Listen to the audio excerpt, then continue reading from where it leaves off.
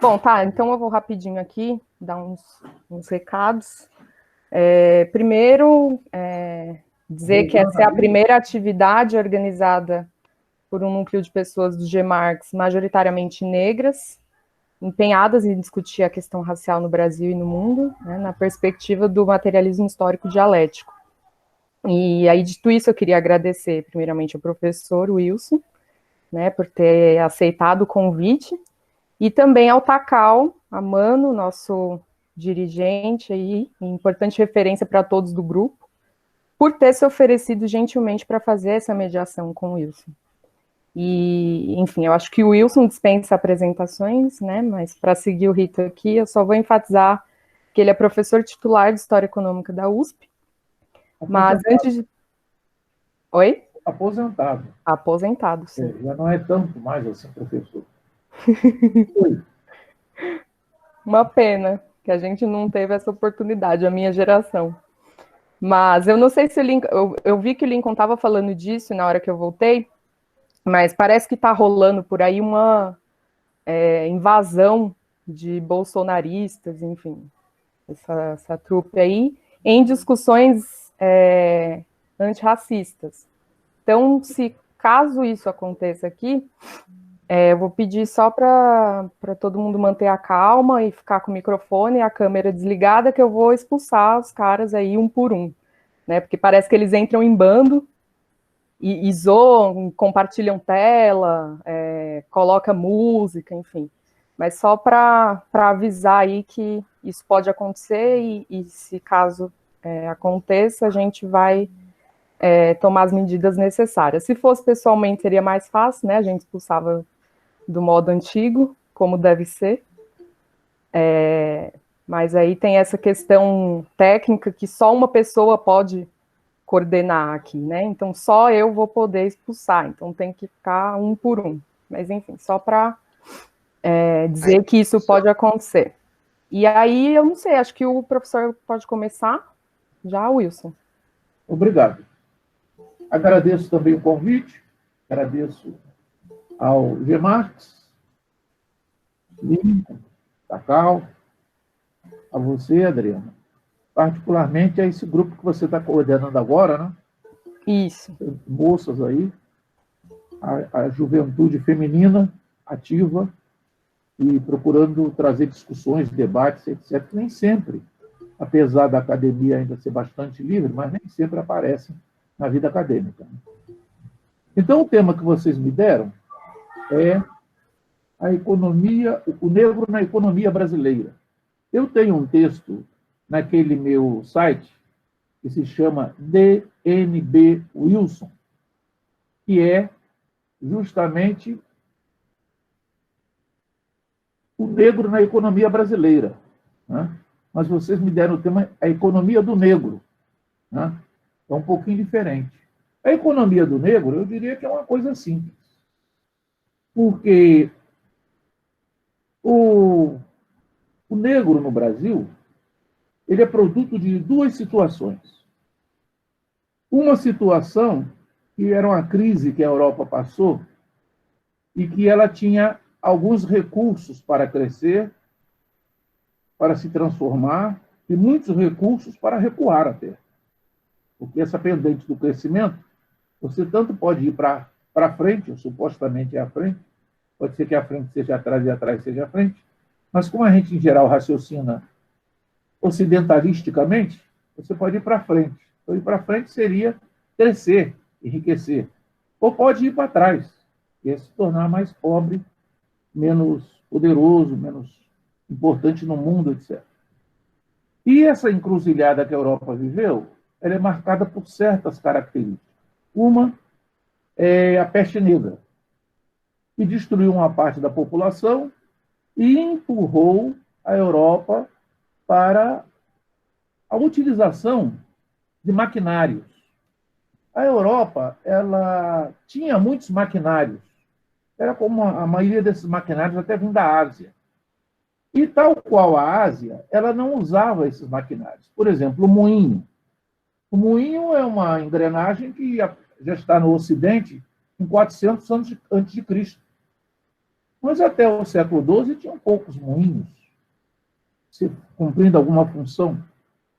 Em geral, o que se diz é que o trabalho escravo que tinha se difundido desde os começos da civilização, a escravização em massa começa ali por volta de 7.000 a.C., e vai tomando corpo cada vez mais até chegar àquilo que os teóricos marxistas chamam de médio escravismo, quer dizer, que todo o trabalho produtivo era realizado por escravos. E esse sistema de escravidão, dizem, inibiu a utilização de maquinários, de equipamentos. Mas depois da peste negra faltava gente, e faltando gente, tratou-se de usar maquinários. Cada vez mais foram se usando maquinários. Há até historiadores econômicos que dizem que o século XIV é o século do mecanismo de precisão, o século do relógio, digamos assim, porque as engrenagens assumiram uma grande importância na vida social. E, com isso, começou-se a suprir a falta de mão de obra e começou-se também a procurar de umas máquinas deduzir ou montar outras. E as máquinas começaram a se difundir. Tanto lá no século XIV. A escravidão tinha recuado muito. No fim da Idade Média, na Europa, a taxa de escravos era 8% da população trabalhadora. E havia muita gente que não tinha atividades, que não tinha terra, etc. Então desencadeia-se um processo dos senhores de terra, senhores proprietários, o que nós chamamos de senhores feudais, eles vão ficar mais poderosos, porque tem menos massa camponesa do outro lado para exercer pressão contra eles. Eles vão ter mais produção, porque essa produção é garantida pela evolução do maquinário, e eles vão tratar, portanto, de tomar terras, grande quantidade de terras, de camponeses, sejam terras comunais, quer dizer, que pertenciam a uma aldeia ou uma região, ou terras que estavam em mãos até, nós podemos dizer, terra privada na mão de famílias camponesas. Esse processo começa lá no século XIV e vem até o século XVIII. Na Inglaterra, o forte dele é do século XIV ao século XVII. Vocês conhecem lá da história da Revolução Industrial, né? Nós temos aqueles livros excelentes, o Jacques Rioux, né? Temos o Paul Mantoux, escreveu aquele livro dele em 1892, e até hoje o livro, você lê, parece que foi escrito na semana passada. Então, nós temos esses autores todos que nos descrevem esses processos com detalhes. Não preciso ficar com muitos detalhes aqui sobre isso. Essa situação de avanço sobre a terra dos camponeses, redução das áreas das populações agrárias e fortalecimento dos ricos, dos poderosos, dos donos de moinho, donos de maquinários, vai levar a uma grande transformação, que é a expansão da Europa para fora das suas fronteiras. Aí tem um fato importante. Apesar dessa redução da população que nós tivemos com a peste negra, a comida produzida na Europa para alimentar a população era insuficiente. Nós tínhamos 6 ou 7 tipos de grãos e toda a produção estava alicerçada em cima deles. Então, nós veremos que há um outro processo que os historiadores chamam a atenção, que é o processo de ampliação do ciclo agrícola europeu. Porque se uma produção dessa, o centeio, a cevada ou o trigo numa região fracassasse, aquilo levava a uma situação praticamente de fome numa região. E nós vamos ver que há um esforço da parte dos senhores europeus ou das companhias de comércio europeias, que formavam ligas de cidades, etc., de cultivar fora dessa área mais populacionada da Europa, cultivar alguns produtos para trazer para essa área. Então, as trocas se reforçam. Né? É o sistema mercantil, o indivíduo compra e vende. E alguns países, algumas regiões, vão até se tornar meio especialistas naquilo que produzem. Por exemplo, na Grã-Bretanha, principalmente na Inglaterra, nós vamos ver que as aldeias, elas se tornam especialistas em certo tipo de produção. Então, uma aldeia que tem muito estanho no seu território, ela se torna especialista na produção de vasilhames de estanho. E ela troca com a aldeia vizinha, por exemplo, que produz centeio, etc. Então, esse comércio, que antes era um comércio dentro das aldeias ou de uma aldeia com a outra, transforma num comércio entre regiões, e de comércio entre regiões, comércio entre várias áreas do que hoje se constituem as nações europeias. O comércio cresce. Mesmo esse crescimento inicial do comércio, em função das necessidades de produção, vai ser completamente revolucionado quando esse ciclo agrícola europeu for modificado com a conquista da América. Com a conquista da América, incluiu-se nesse ciclo produtos que não eram europeus. Basta citar o México, por exemplo, que tem 18 grandes produtos que passaram a ser cultivados na Europa. Né? A gente fala pimentão, veio do México, pimenta veio do México, tomate veio do México, milho veio do México. Então, a Europa se revoluciona.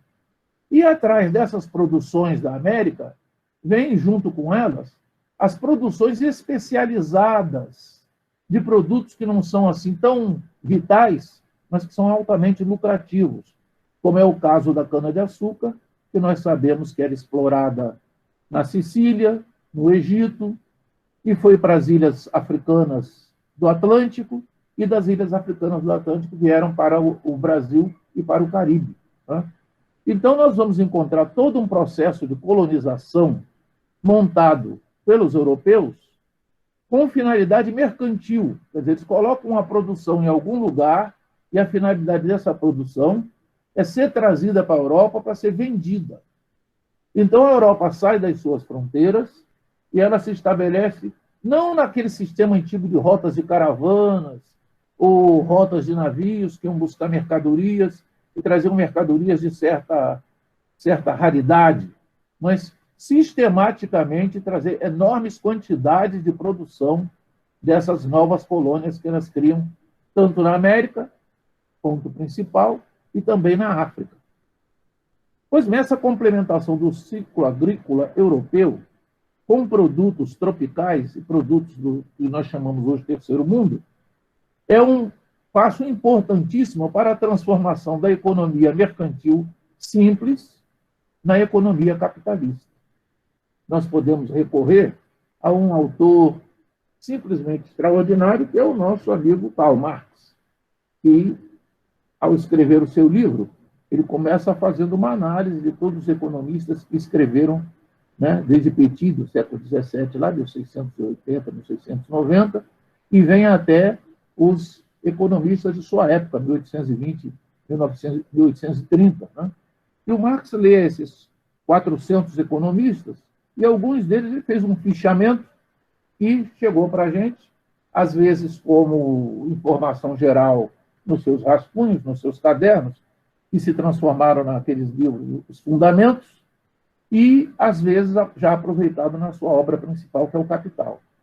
Então, o Marx nos diz ali coisas extraordinárias, coisas de uma percepção muito grande, e que, na verdade, constituem a linha principal explicativa do fenômeno da formação do capitalismo na sociedade moderna. Eu vou ler uma citaçãozinha dele aqui, falando sobre a escravidão, para a gente ter quanta percepção tem nisso aqui.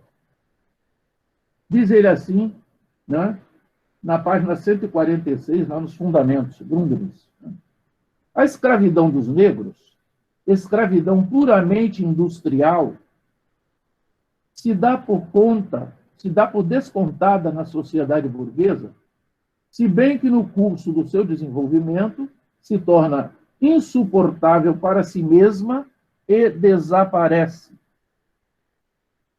Com efeito, nem os estados livres que fazem uso do salário, sem os estados livres que fazem uso do salário, os países escravistas isolados seriam ou veriam de pronto suas estruturas sociais retornar às formas pré-civilizadas.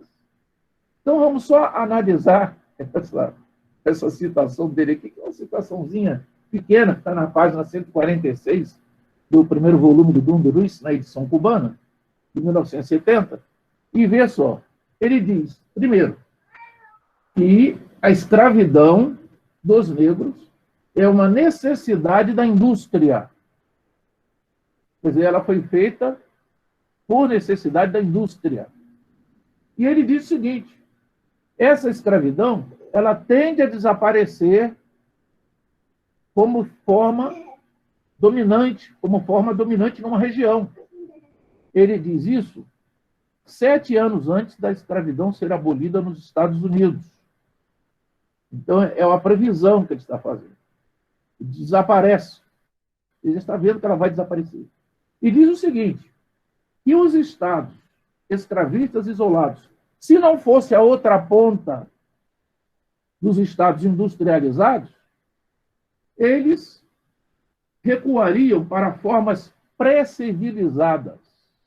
Isso aí é uma informação interessante para nós. Quer dizer, o Marx está dizendo que as duas pontas estão ligadas. Não pode haver acumulação capitalista sem a escravidão dos negros.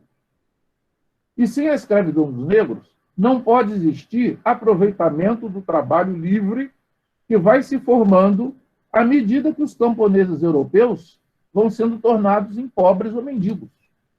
À medida que tomam as terras dos camponeses, dissolvem as terras comunais e sobra mão de obra, essas pessoas não se tornariam operários, não teriam salário para receber, se na outra ponta não existisse a escravidão dos negros.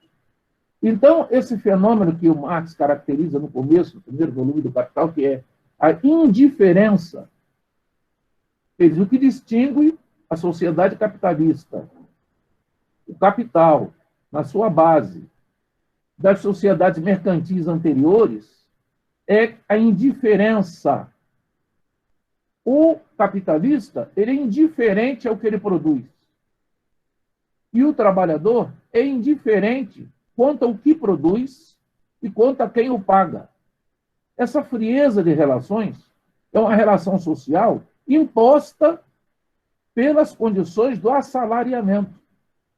O outro lado do capital é o capital se transformar em salário. Porque, ao se transformar em salário, ele pode comprar o valor de uso que a força de trabalho pode produzir e, junto com essa compra do valor de uso da força de trabalho, pode projetar o trabalho abstrato, o trabalho em geral que existe na sociedade, como valor de troca dentro da mesma mercadoria, dentro do mesmo produto, que nesse momento, ao se fazer, se transforma em mercadoria e que, portanto, pode ser trocado por dinheiro. No contrário de Marx, o dinheiro ficaria apenas nas suas duas formas anteriores. Não teria sua terceira forma monetária, que é puramente capital. Esse dinheiro capital é quem está por trás do processo da escravização. É ele que faculta a escravização. E é através da escravização que se viabiliza a acumulação de capital. A teoria de Marx da acumulação do capital é a única teoria que explica o funcionamento do capitalismo, explica a exploração na sociedade capitalista e explica por que a sociedade capitalista é o que é.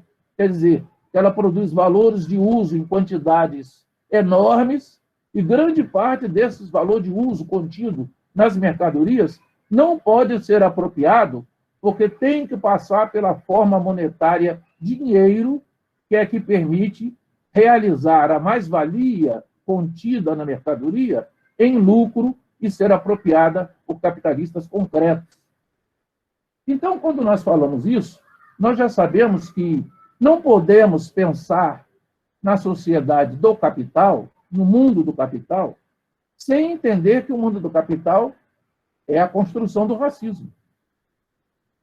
Se a mercadoria que ele produz só se viabilizou porque na outra ponta foi feito o trabalho escravo, e o trabalho escravo é uma forma de mobilidade, vejam, uma forma de mobilidade que é imóvel.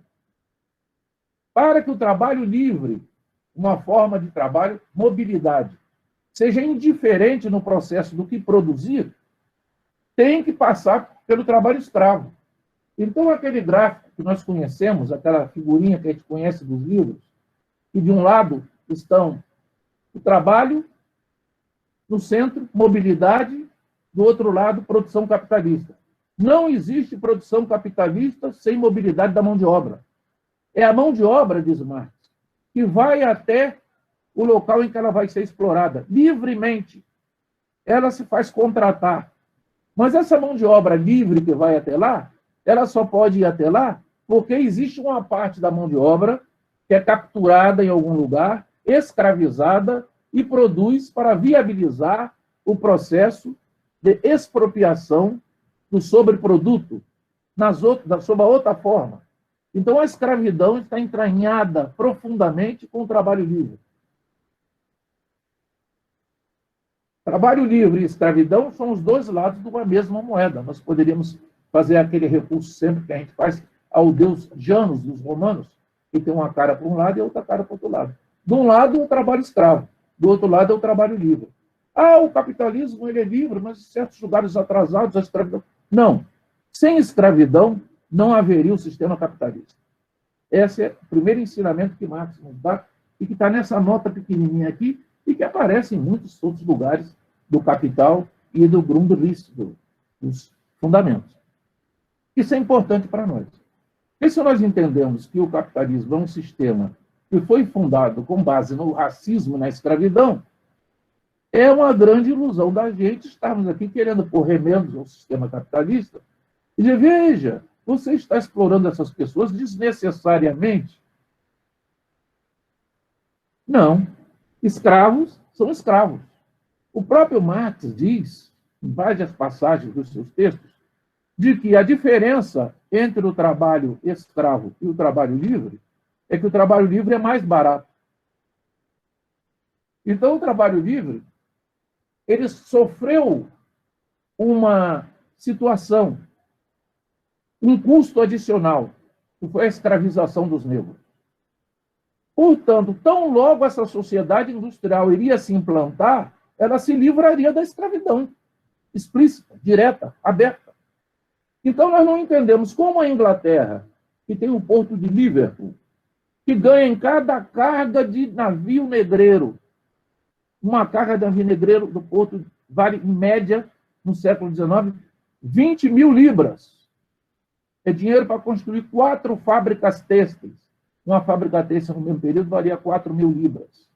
Uma carga de navio negreiro. Você vê que o peso está do lado da escravidão, não está do lado da transformação industrial. Mas a transformação industrial, ela é que é responsável pela escravidão. Lá aqui, no texto de Marx, que nós citamos na página 146 do primeiro volume do Grundrisse. Ela é que é responsável pela escravidão. Se ela não tocar a escravidão para frente, ela não pode avançar como assalariamento generalizado. Então, nós temos uma herança dessa sociedade inicial nesse período que nós chamamos de acumulação primitiva.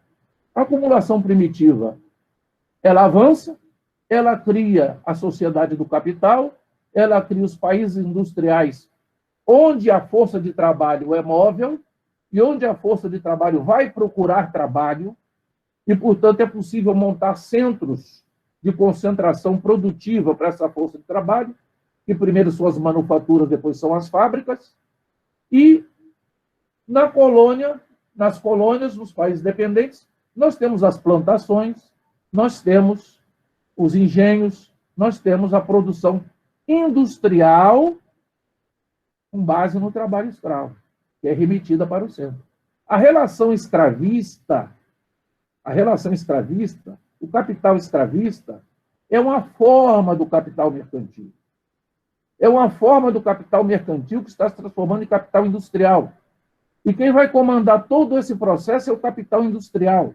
Então, não devemos confundir as formas do capital com nenhuma sociedade. Numa sociedade, na verdade, nós podemos ter várias formas do capital, como nós hoje temos a forma industrial do capital, a forma financeira e temos forma mercantil. Quanto mais no Brasil, por exemplo, hoje avança a economia de serviços, mais atividade mercantil nós temos. Porque o indivíduo tem que vender o trabalho para serviços e não para a produção industrial. Ele não gera mercadorias físicas, que é uma das características que, diante da alienação, diante do fetichismo, a mercadoria física contém o fetichismo da mercadoria. Uma grande quantidade de mercadorias dá a impressão que você está em abundância. Nós entramos no supermercado e tem aquela quantidade enorme de mercadorias. O meu filho, que é muito esperto, diz assim, isso aqui está virando a União Soviética, porque tem uma grande quantidade de mercadorias, mas só tem 4 tipos de mercadorias em cada tipo. Antigamente tinha 20. Vai ser a concentração monopolista. Mas, de qualquer maneira, você entra no supermercado e diz, não, as mercadorias que tem aqui dão para abastecer todo mundo. Se você fizer a experiência e proclamar o socialismo no dia seguinte, você verá que aquelas mercadorias não dão para abastecer todo mundo. Porque elas são feitas somente para abastecer certas camadas sociais portadoras do poder de compra, portadoras de dinheiro. Então, o sistema capitalista é um sistema voltado para a produção de valores de uso, mas que contém uma contradição. Os valores de uso só podem ser liberados para o uso dos consumidores, só podem ser úteis se tais valores de uso permitirem a efetivação do valor na mercadoria. E o valor da mercadoria se faz contra o dinheiro, que é a terceira forma da transformação monetária, o dinheiro, que compra a mercadoria, ou a mercadoria que compra o dinheiro, que é o seu oposto. Essa mercadoria que é trocada pelo dinheiro, ela efetiva a mais-valia que ela contém. Vocês conhecem a teoria da mais-valia, vocês sabem que Marx chamou atenção para o seguinte: dentro de cada mercadoria, uma parte constitui o pagamento do salário ao trabalhador. O trabalhador vai num lugar e produz a mercadoria. Uma parte do tempo que ele gasta para produzir a mercadoria, ele é pago como salário. Mas depois que ele recebeu esse salário, ele garantiu esse salário por aquele trabalho de um certo número de horas, ele continua trabalhando sem receber nada em troca. Então, Marx diz, em toda mercadoria, ela contém 2 partes. Uma parte que é o trabalho pago sob a forma de salário, e a outra parte que é o trabalho não pago e que é incorporado no valor da mercadoria, e que constitui a possibilidade de existir o valor de troca. Esse valor de troca é incorporado pelo capital que é fixo, pelo capital que está ligado ao capital materializado sob a forma de matérias-primas.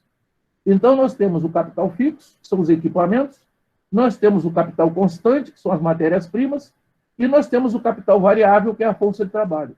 O capital variável é pago com o que o trabalhador recebe da jornada de trabalho. E o Marx dá vários exemplos, até ele gasta uma quantidade enorme de contas para mostrar como, em cada tipo de mercadoria, o número de horas necessárias para a reprodução da força de trabalho, quer dizer, para ser paga pelo salário, é X ou Y.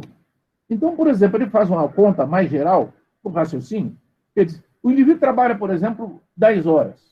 5 horas ele é pago como salário. E 5 horas do trabalho dele não é pago como salário.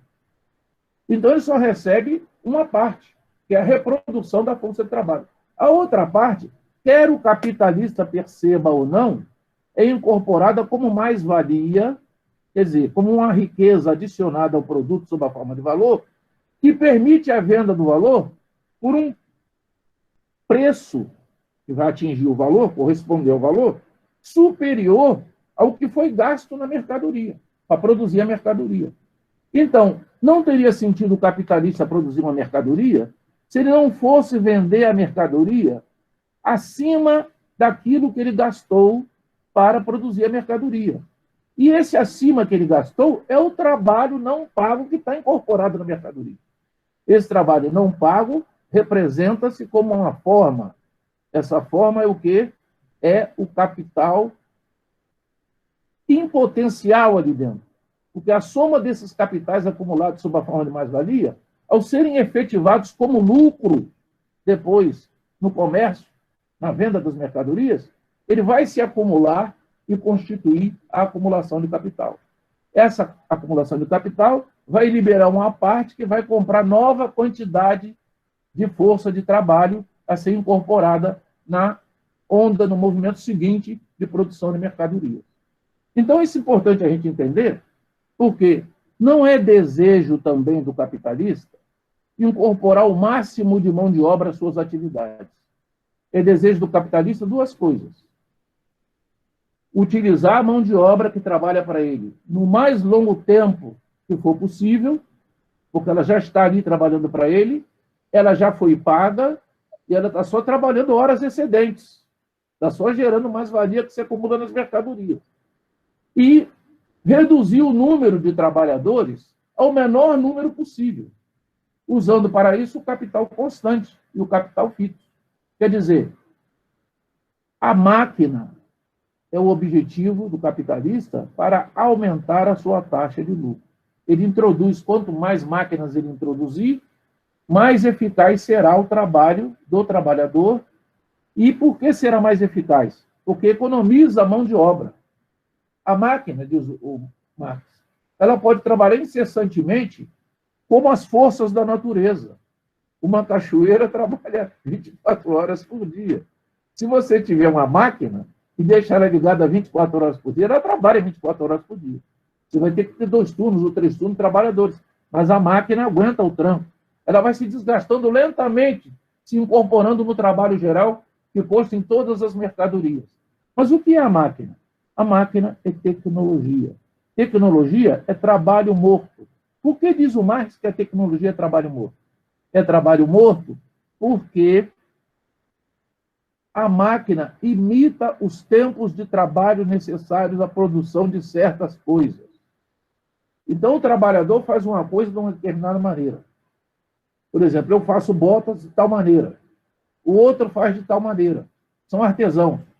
Quando esses artesãos vão trabalhar na fábrica, eles utilizam essa experiência deles de artesão para criar os momentos de trabalho deles na fábrica.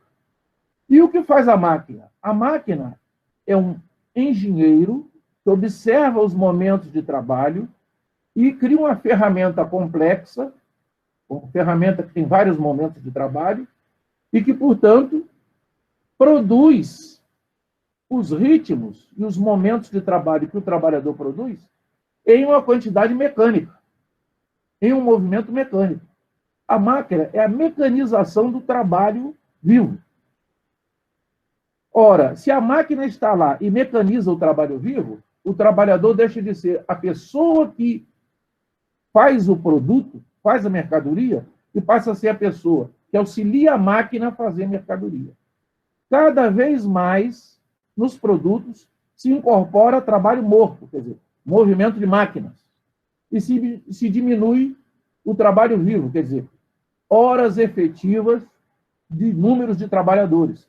Mas esse trabalho vivo que se diminui em quantidade de trabalhadores, ele é ativado porque cada trabalhador que está trabalhando tem que trabalhar mais intensamente do que se ele estivesse trabalhando com outros trabalhadores, porque ele está trabalhando sob o ritmo da máquina. Isso aí é para nós entendermos por que o capitalista não quer tantos trabalhadores assim. Ele quer que passe pelo seu sistema produtivo um grande número de trabalhadores, para que uma parte fique trabalhando e outra parte desempregada se constitua uma reserva de trabalho para ele enfrentar as flutuações do movimento criativo do capital. Bom, consegui 2 ideias. Uma ideia é de que a escravidão é uma necessidade industrial. A outra ideia é essa ideia, de que o patrão não necessita de tantos trabalhadores. A terceira ideia é, por que numa sociedade que sobrou da escravidão, iriam os capitalistas necessitar de tantos trabalhadores? Não necessitam. Pelo contrário, as máquinas até são inventadas na outra sociedade, na outra ponta da sociedade. E vêm para essa ponta somente para serem utilizadas. Então, essa mão de obra que está aqui, ela é uma mão de obra adicional, que cada vez mais produz para outra mão de obra do setor industrial do capital complementações produtivas, fases talvez intensivas em trabalho que serão pagas nas condições sociais de uma sociedade que vem da escravidão. Porque, diz o Marx, os hábitos do trabalho, o preço com que se compra a força de trabalho, é determinado historicamente. Não é um fenômeno natural. Cada economia, cada país tem a sua história. E tem uma maneira de constituir um preço para essa força de trabalho. Ora, a força de trabalho que estava na escravidão, ela é que menos foi remunerada. Porque, pelo contrário, ela até trabalhou um período histórico inteiro sem ser remunerada. Não é? Ela só recebia comida, em termos. Porque nós sabemos que na escravidão brasileira, só o domingo era dedicado para os escravos criarem suas próprias plantações e hortas. Então, eles trabalhavam no dia de descanso para se alimentar. Que é 1/7 do produto gerado na economia. Esse é o que eles recebiam. Os outros dias, eles comiam o que eles produziram naquele 1/7. Então, esse trabalhador que vem do 1/7, como ele vai trabalhar? Ele vai trabalhar a um preço muito menor do que o trabalhador do centro do sistema.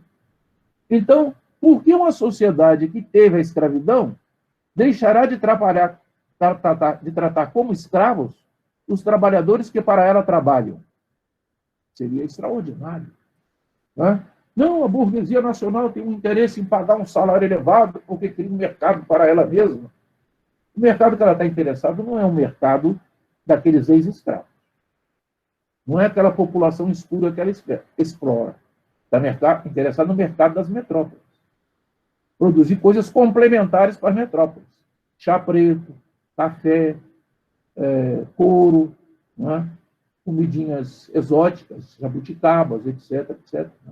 O México, por exemplo, produz pêssegos que são mais baratos em Londres e em Ottawa do que são na cidade do México. Pois eles viajaram de avião. São pêssegos que têm passaporte. Viajaram de avião. Foram para Londres, foram para Ottawa. E como eles chegam lá mais baratos do que eles nasceram no México? É evidentemente um processo de drenagem de riqueza. Então, a sociedade periférica, ou uma sociedade como o Brasil, ela não está montada para resolver o problema das pessoas que vivem no Brasil. Ela está montada como parte da sociedade industrial. Primeira forma que se utilizou para isso foi o trabalho escravo. A segunda forma é o trabalho livre, entre aspas. Vocês se lembram que quando os europeus chegaram aqui na chamada nova imigração, aquele período lá, 1870, 1900, houve uma tentativa dos contratadores de mão de obra de reduzi-los a uma escravidão disfarçada, que vocês conhecem com o nome de colonato na história do Brasil. O colonato nada mais é do que querer pagar o europeu como se pagava os escravos, com vale de barracão, e pagaram durante muito tempo. Isso só acabou em 1930. Mas o europeu resistiu porque tinha apoio das suas embaixadas, etc. Mas eles tentaram escravizar o próprio europeu. Veja, não é um problema pessoal com o negro. Vocês veem esses filmes que dizem assim, isso não é pessoal, quando o cara vai atirar no outro. Não é pessoal. É uma questão de realizar a taxa de lucro. E o negro, coitado, como ele é a maioria da população brasileira, evidentemente não é pessoal, mas é com ele mesmo que eu estou falando. Então, nós vivemos numa sociedade onde a economia do negro é uma economia que passa perto do nível do trabalho escravo. Isso faz parte estruturalmente da sociedade brasileira e não será eliminado por discursos. Suspeito disso. Daria até uns números para vocês aqui da situação do negro no Brasil. Suspeitam os historiadores aí, sociólogos, que 11% da população negra no Brasil se esconde, não se declara negro. Isso em números dá cerca de 23 milhões de pessoas. Eu não sou negro, eu sou jambete, eu sou moreno, etc. Não quer se declarar. Os que se declaram são 9,18%, quer dizer, cerca de 19 milhões, se dizem pretos, daquela classificação do IBGE.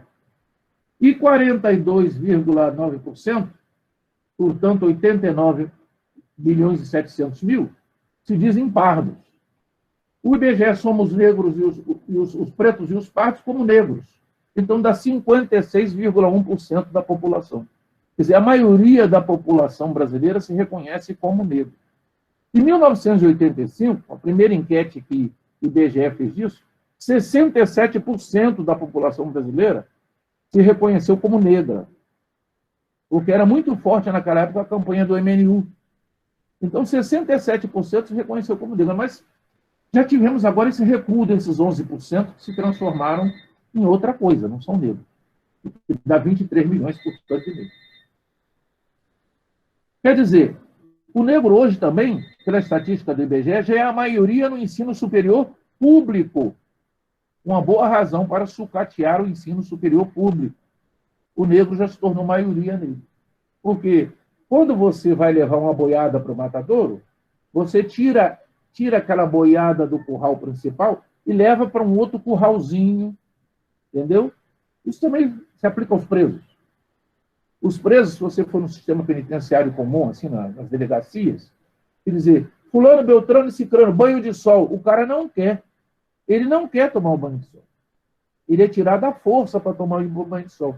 Porque ele sabe que ele tem que pegar uma corzinha, porque no dia seguinte ele estará estendido em alguma estrada por aí. Ele não pode vir com aquela cor pálida de quem estava preso. Ele tem que vir colorido. Então é a mesma coisa. Assim como você separa os boizinhos, separa os presos, você está tocando uma boiada para dentro da universidade pública, que são os pretos. Deixa esses caras das escolas públicas entrarem na universidade pública. Depois nós acabamos com essa universidade pública. Liquidamos essa universidade pública. Vocês sabem a situação, por exemplo, da universidade pública nos Estados Unidos. A situação quase sempre é lamentável, comparada com as instituições primárias. Aqui querem fazer a mesma coisa.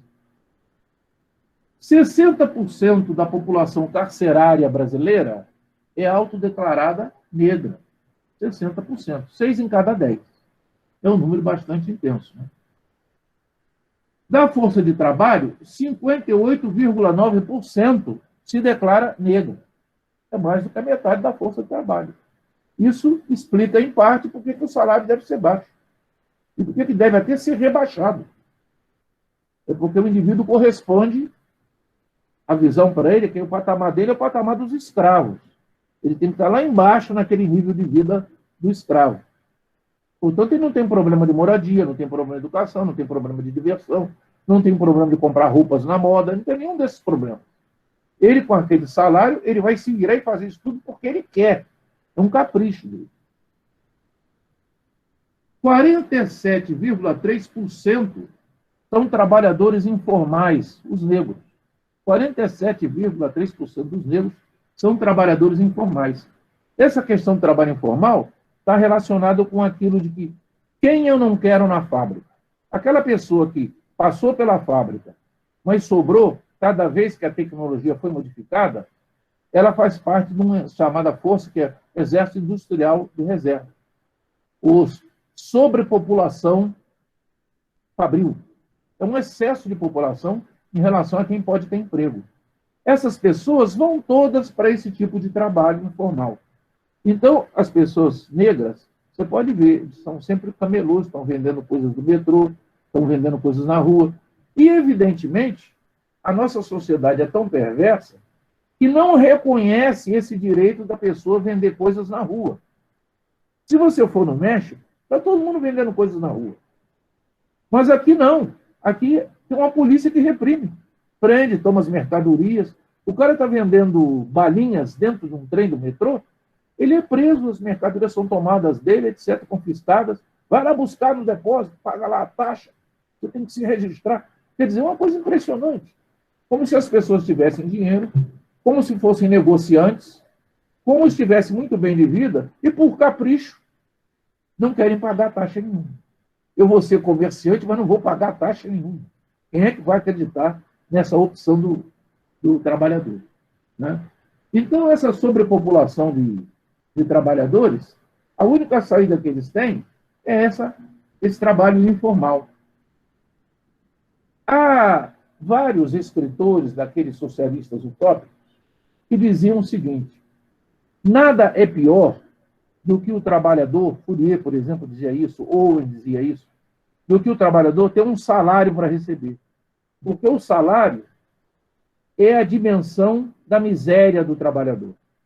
Quem recebe salário jamais enriquecerá. Porque o que ele vai receber é o salário.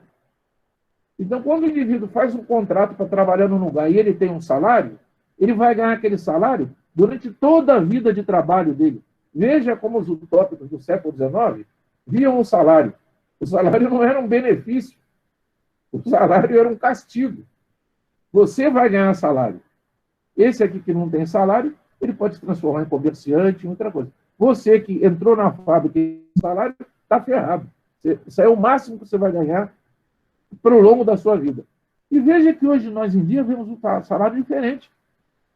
Quer dizer, a mão de obra foi conduzida a uma situação tal que as pessoas querem ter um salário. A miséria atingiu proporções tal com o crescimento da população que a pessoa diz, eu tenho um emprego e tenho um salário, eu estou bem. Porque há muitos degraus abaixo da situação em que ele está. A chance de morrer do negro no Brasil é 2,7 vezes maior do que a do branco. Pelas condições sanitárias em que ele vive, pelas condições políticos sociais em que ele vive, a chance dele é muito maior. Se um branco vai viver 100 anos, o negro viverá 70, tomando assim casos isolados. E, finalmente, nós podemos dizer o seguinte: os brancos que têm nível superior ganham 45% a mais do que os pretos que têm nível superior, ou os negros que têm nível superior. 45% a mais. Se um trabalhador branco ganha 100, vamos dizer que ele ganha R$100 por mês, ou 100 pontos, para a gente fazer em termos de percentagem. O trabalhador negro no Brasil ganha 55. Nos Estados Unidos ganha 70. No Brasil ganha 55. Dados do IBGE, não são cômputos do Wilson. A mulher branca, no caso em que o homem branco ganha 100, a mulher branca ganha 70. E a mulher branca tem uma pessoa que ganha menos do que ela, que é a mulher negra, que ganha 49. 49. Então, pense nesse número. 100 para o trabalhador branco, 55 para o trabalhador negro, 70 para a mulher branca, 49 para a mulher negra. Quer dizer, se uma pessoa está ganhando 100, outro que está ganhando 49, está ferrado. Né? Então, não há como fugir dessa observação. Né? Eu poderia me estender mais ainda, mas para a gente trocar umas perguntas, eu vou lembrar que naquele meu site, DNB Wilson, que está no Google, tem alguns papers lá pendurados que vocês podem pegar e que tratam de assuntos correlatos com esse aqui. Tem um texto lá que chama O Negro na Economia Brasileira. Tem um outro que se chama A Acumulação de Capital no Brasil. Tem um outro que é História Cultural e Etnicidade Negra. Então, vocês dão uma visitinha nesses textos, vocês poderão mais ou menos complementar as ideias que eu levantei aqui, e se a gente for ficar só eu falando aqui, vai ficar uma coisa chata para vocês. Então, gostaria que vocês fizessem uma outra pergunta de alguma coisa que eu omiti. Obrigada, professor, pela exposição.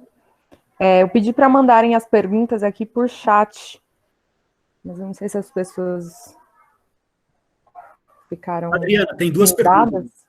Eu vi que tem... Vou fazer, então, a primeira aqui, que já foi mandada faz um tempo, que é do Dantas, estava escrito só o sobrenome lá. Eu vou tentar ler aqui.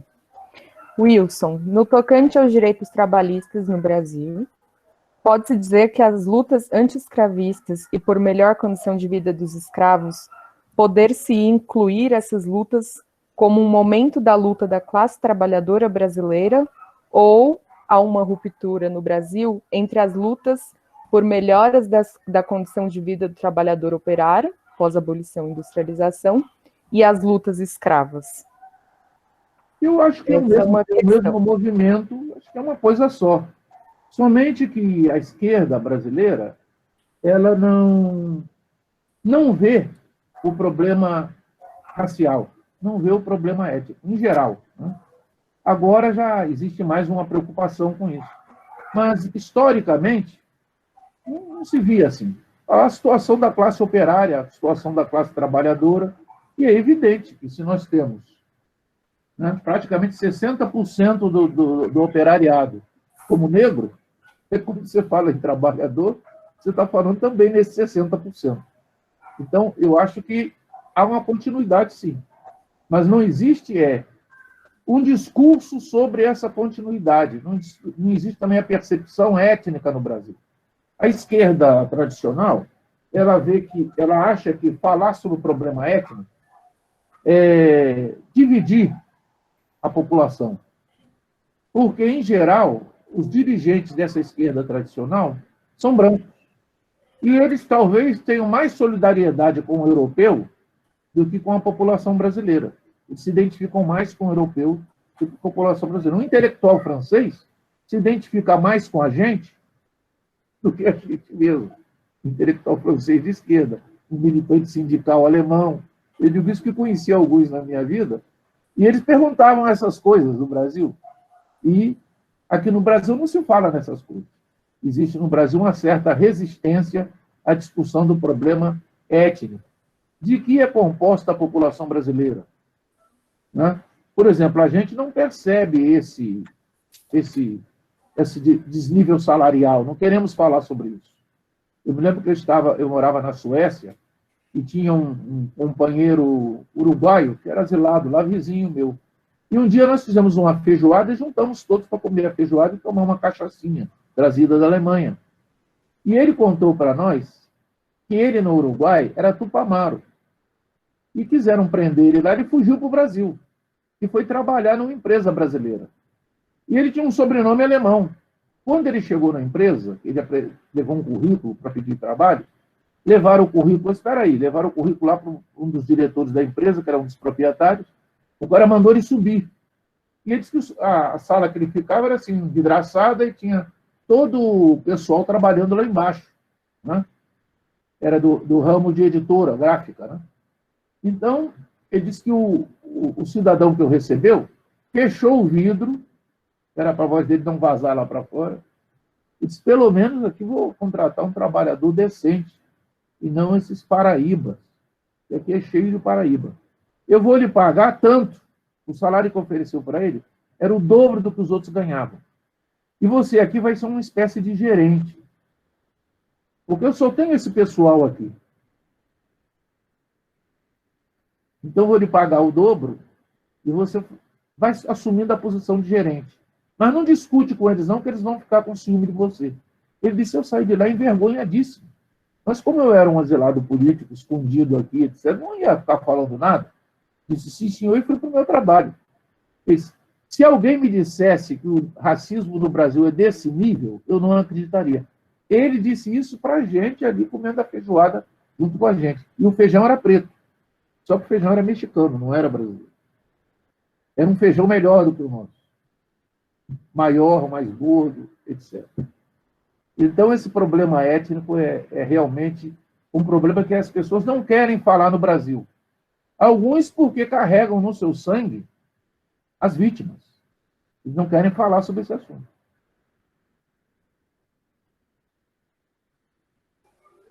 Professor, tem mais um monte de pergunta aqui agora. Eu vou fazer um bloco aqui com 4. E aí, então, uma de cada vez, não tem que anotar. Uma de cada vez? Tá bom. Tá, então eu vou agora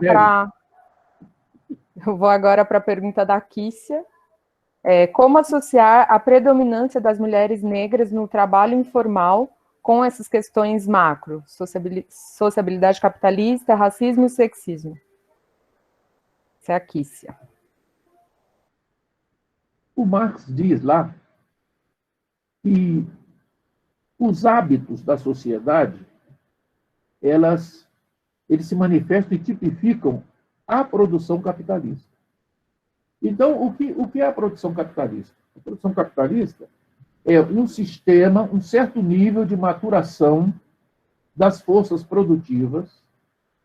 Chega-se a um momento histórico em que, pelo simples processo de produção, as forças produtivas se reproduzem e tendem a crescer cada vez mais.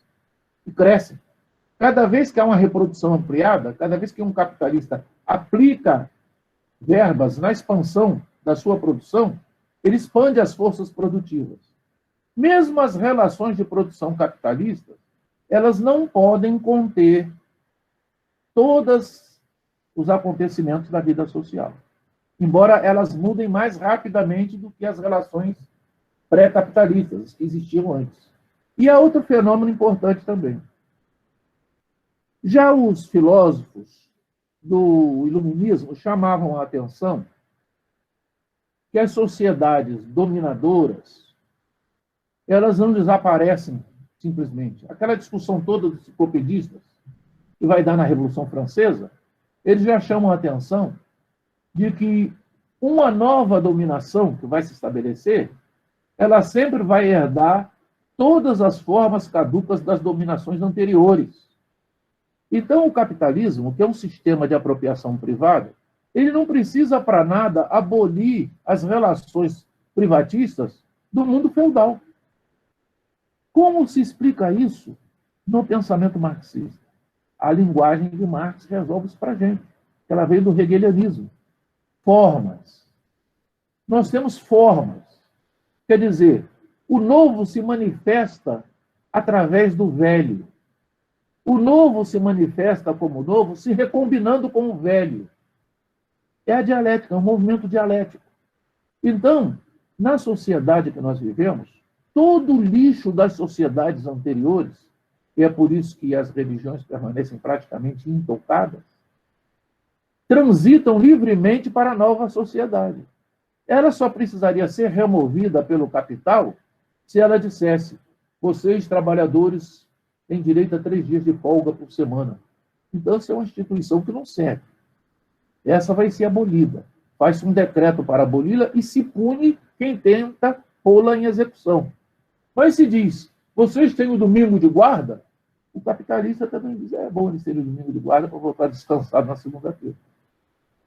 Então, é uma instituição que não foi ele que criou.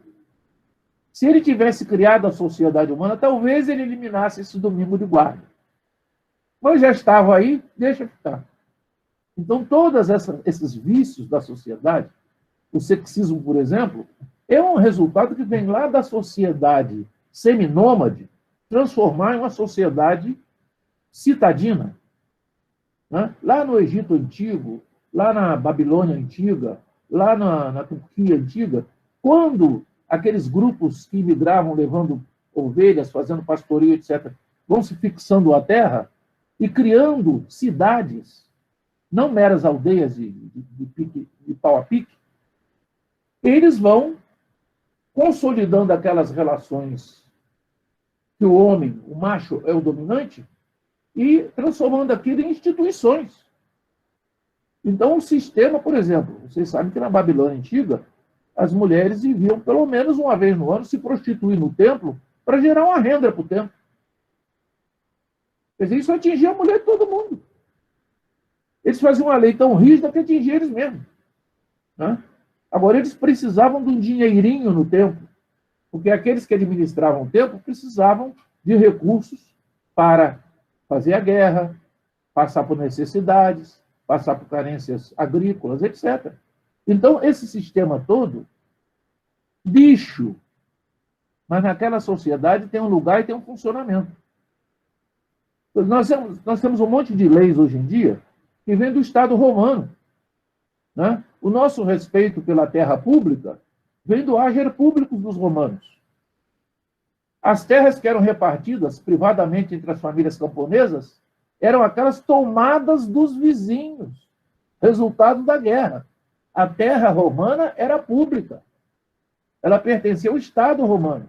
E as famílias ricas de Roma são quem? São as famílias que, na guerra, tomaram terra dos outros povos.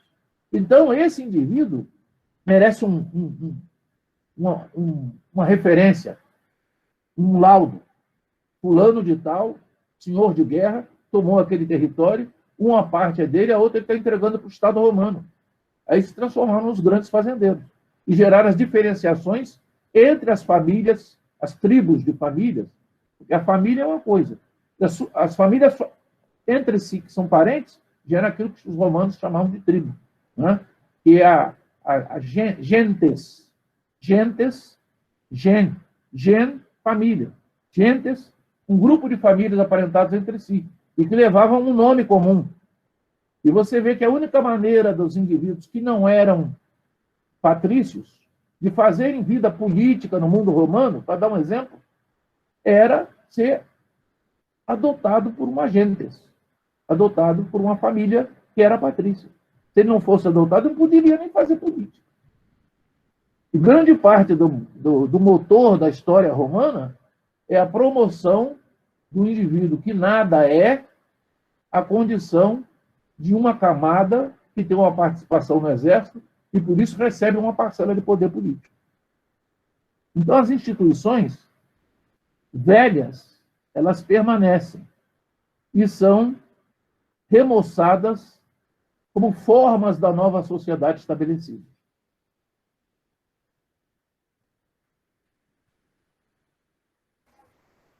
A próxima, professora, é do Fernando Talarico. Ele diz assim: por falha de internet, eu infelizmente não consegui compreender a fala do professor sobre cotas para negros na universidade pública. Dentro dessa demanda por compreender melhor a questão das políticas inclusivas, eu gostaria de que o professor comentasse mais longamente sobre essas políticas, considerando a tese de que o aburguesamento é, em essência, excludente e voltado para o indivíduo, atinomicamente polarizado com seus pertencimentos mais amplos.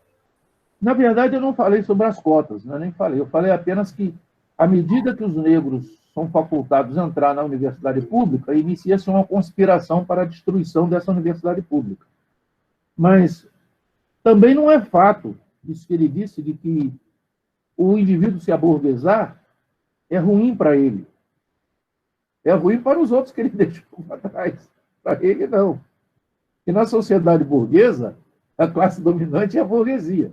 Embora a burguesia se trate entre si como cães raivosos, né, eles fazem isso com sangue frio. Por exemplo, é uma coisa que sempre a gente tem que meditar.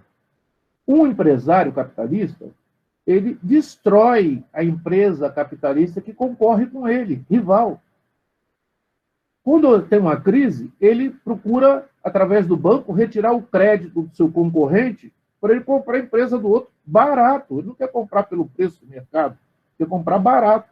Então, a classe capitalista, ela se entredevora. Ela pertence a um mundo real. E o Marx divide o mundo no mundo formal, o mundo de aparências, e o mundo real, o mundo que realmente se passa. Então, a classe burguesa, se ela se destrói a si própria para se renovar, por que ela teria piedade de um trabalhador, ou de classe média, ou de um jardineiro, ou de um policial? De maneira nenhuma. É a sociedade da impiedade.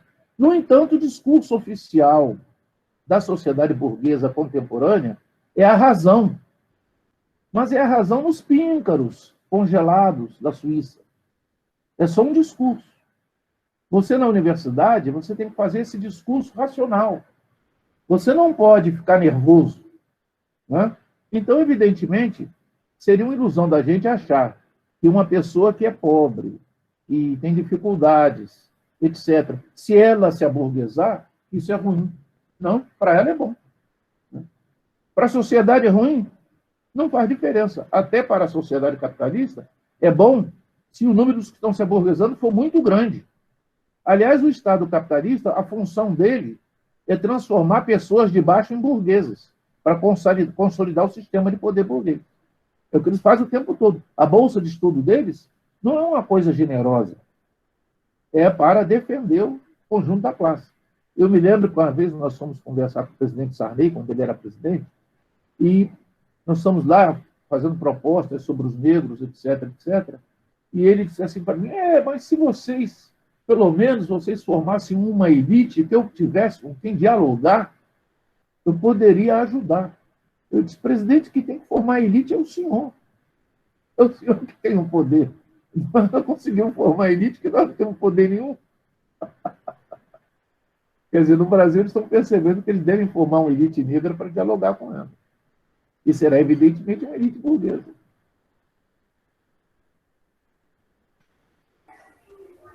Bom, gente, eu estou tentando aqui seguir a lista, mas como tem muitas questões, eu vou tentar condensar algumas que são muito parecidas. Então, eu vou agora para a do Paulo Sérgio, que é: a superexploração do trabalho é o fundamento da economia dependente, segundo Marini.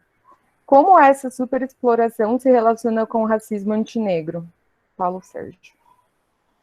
Bom, se relaciona com qualquer trabalhador, negro ou não, que entrando na fábrica para trabalhar 8 horas por dia, recebe a proposta de trabalhar mais 2 horas e receber um percentual correspondente a mais 2 horas. Ele vai trabalhar 10 horas, pode trabalhar 11. Quer dizer, a superexploração é o prolongamento da jornada do trabalho, né? É a obtenção da mais-valia absoluta. Quanto mais prolongada for a jornada do trabalho, é superexploração. O Mário Marini diz isso. Ele também diz a outra ponta que o Marx diz lá, a relativa, que é a intensificação da jornada. Por exemplo, se a máquina trabalha mais depressa do que poderia estar trabalhando, em geral ela tem um botãozinho para a velocidade, é intensificação. Então, na mesma quantidade de tempo, o indivíduo dá mais nervos, mais sangue, mais atenção. Quer dizer, ele incorpora mais trabalho vivo no processo produtivo. Então, essas duas explorações são inevitáveis no sistema capitalista. Qualquer patrão capitalista prefere aumentar as horas dos trabalhadores que estão trabalhando a contratar mais trabalhadores. Porque mais trabalhadores é mais novidade, é mais número, é mais confusão dentro do espaço de trabalho dele.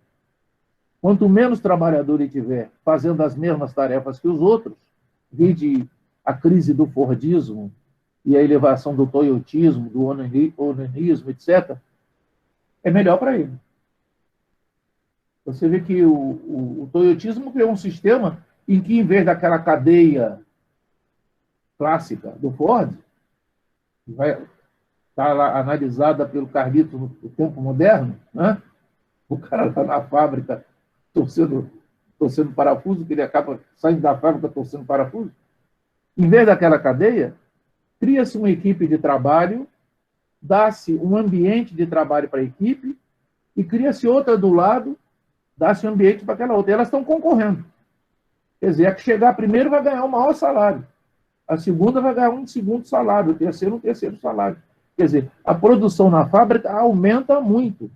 No toyotismo, há trabalhadores que manejam 4 máquinas durante o seu processo de trabalho de 8 horas. Enquanto que aqueles trabalhadores do século XIX, a gente sabe que, em geral, eles manejavam 1 ou 2 máquinas no horário de trabalho. Existem sistemas de trabalho fabril hoje em dia que o cara trabalha com 8 máquinas, 10 máquinas, o mesmo trabalhador, andando de um lado para o outro, pá, pá, pá, pá, pá, pá. Os tornos, hoje em dia, têm uma programação, se ele vê o torno rangendo, ele, pum, aperta no botão e aperta no outro botão para entrar o indivíduo que destrava aquilo que aconteceu. Ele não vai destravar, porque ele está só pulando de um para o outro. Então, a intensidade de trabalho é tremenda. Agora, ele é pago como? Ele é pago como 3 ou 4 trabalhadores antigos. Só que ele está substituindo 20. Outra pergunta. Professor, agora é o Fernando Sarti. Conhecido, figura conhecida. Isso. Professor, boa tarde. Gostaria que o senhor comentasse como os diferentes processos de abolição da escravidão nos Estados Unidos e no Brasil impactaram na vida das populações negras nesses 2 países. O processo já era muito diferente, né? Nos Estados Unidos, os negros na força de trabalho eram uma minoria. Eles estavam no sul dos Estados Unidos, a sua maioria dos negros escravos, produzindo algodão para as fábricas inglesas. O Marx analisa isso muito bem nas obras dele. Eles estavam produzindo algodão para os ingleses porque o algodão vindo da Ásia, do Egito e da Índia, era insuficiente para o ritmo de trabalho das fábricas inglesas. Então, a matéria-prima algodão atingiu um alto valor no sul dos Estados Unidos. No começo da Guerra de Secessão, o valor patrimonial dos escravos negros no sul era maior do que todas as empresas industriais do norte. Você tem uma ideia do que era o papel da escravidão. Mas essa escravidão ela tem que ser teleguiada de fora para dentro. Os norte-americanos do norte, os nortistas, eles sabiam que a luta pela terra travada entre os latifundiários escravistas no sul e os colonos livres que queriam ocupar aquelas terras sem trabalho escravo, portanto, eles mesmos produziam a sua produção, estava vinculada a uma hipótese de intervenção inglesa na economia e na política dos Estados Unidos. Os Estados Unidos era meio subordinado da Inglaterra porque existia a escravidão no sul, e o sul era ligado à Inglaterra. Tanto que a primeira medida do governo Lincoln, quando a guerra estourou, foi determinar o bloqueio naval do sul dos Estados Unidos. Era para dificultar a Inglaterra desembarcar armas e desembarcar equipamentos e talvez até tropas para ajudar o sul, né? E vocês vejam que, tão logo estoura a Guerra Civil nos Estados Unidos, o México é ocupado por Napoleão III, associado com os austríacos, né? Ele coloca lá aquele assim chamado filho dele lá, outros dizem que não é, uns dizem que é, não dá para a gente saber, não tinha exame genético naquele tempo, né? Como Maximiliano lá, imperador do México. Quer dizer, uma repartição da América começou imediatamente quando estourou a Guerra Civil dos Estados Unidos, né? Então, esse processo do negro americano, o escravo americano, ele é uma minoria. Ele foi tratado nos Estados Unidos como uma minoria. Por exemplo, eles não podiam bater tambor, eles não podiam morar em grandes agrupações. Então, o dono do escravo fazia cada um construir a sua cabana, morar na sua cabana, permitia que eles tinham a sua própria igreja, permitia que eles tinham o seu próprio pastor, um dos escravos era educado para ser pastor. Então, eles separaram, eles criaram uma mini-sociedade para o negro americano, que era copiada da sociedade do branco. No Brasil, até 1850, os negros eram a maioria esmagadoramente absoluta. Em 1780, era uma coisa brutal a diferença, né? Temos aquele decreto do vice-rei do Brasil, que ele autoriza todas as nações negras a baterem tambor na sexta-feira, até a hora que elas bem entendessem. E aí disseram, não, isso aí vai virar um caos. Aí o vice-rei disse, vocês já repararam que cada uma bate tambor diferente? Se cada uma bate tambor diferente, eles não vão se unir nunca. Quanto mais eles baterem no tambor, mais eles se dividirão. Quer dizer, o português toma um caminho completamente diferente do americano, ou do inglês nos Estados Unidos. Aqui é o seguinte, quando o negro saiu daquele túnel que era a senzala, e foi autorizado a morar nas encostas das fazendas, por que eles foram postos nas encostas? Para serem vistos pelos feitores a cavalo.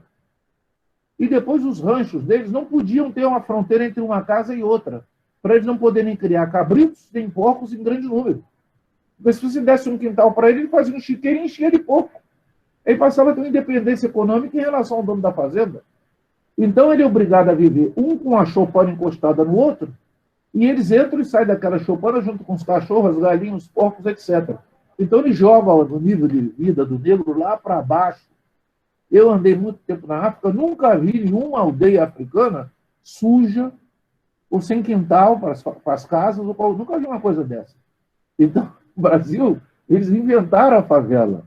Os escravistas do Brasil inventou a favela e botou o negro dentro daquela favela junto com o porco e o cachorro, e o feitor cá de fora está vendo tudo que está acontecendo lá dentro. que são meia dúzia de choças muito pequenas, cheia de gente. Já estava sobrepovoado, parecia uma estação de metrô. Né?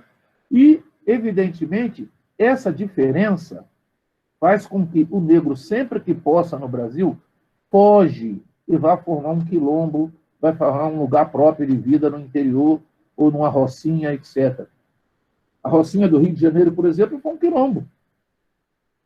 Os portugueses só resolveram enfrentar seriamente os quilombos quando o Dom João, futuro Dom João VI, veio para o Brasil, em 1808. Aí eles criaram a Polícia Militar do Rio de Janeiro para bater os quilombos, criaram forças de repressão em todas as províncias, né, que deixaram as capitanias todas do Império do Estado do Brasil, etc. Então, são dois tratamentos completamente diferentes. O português queria que o negro tivesse a sua própria religião, queria que ele fosse separado do outro, e quando estava na mão dele, eles juntavam todos e observavam.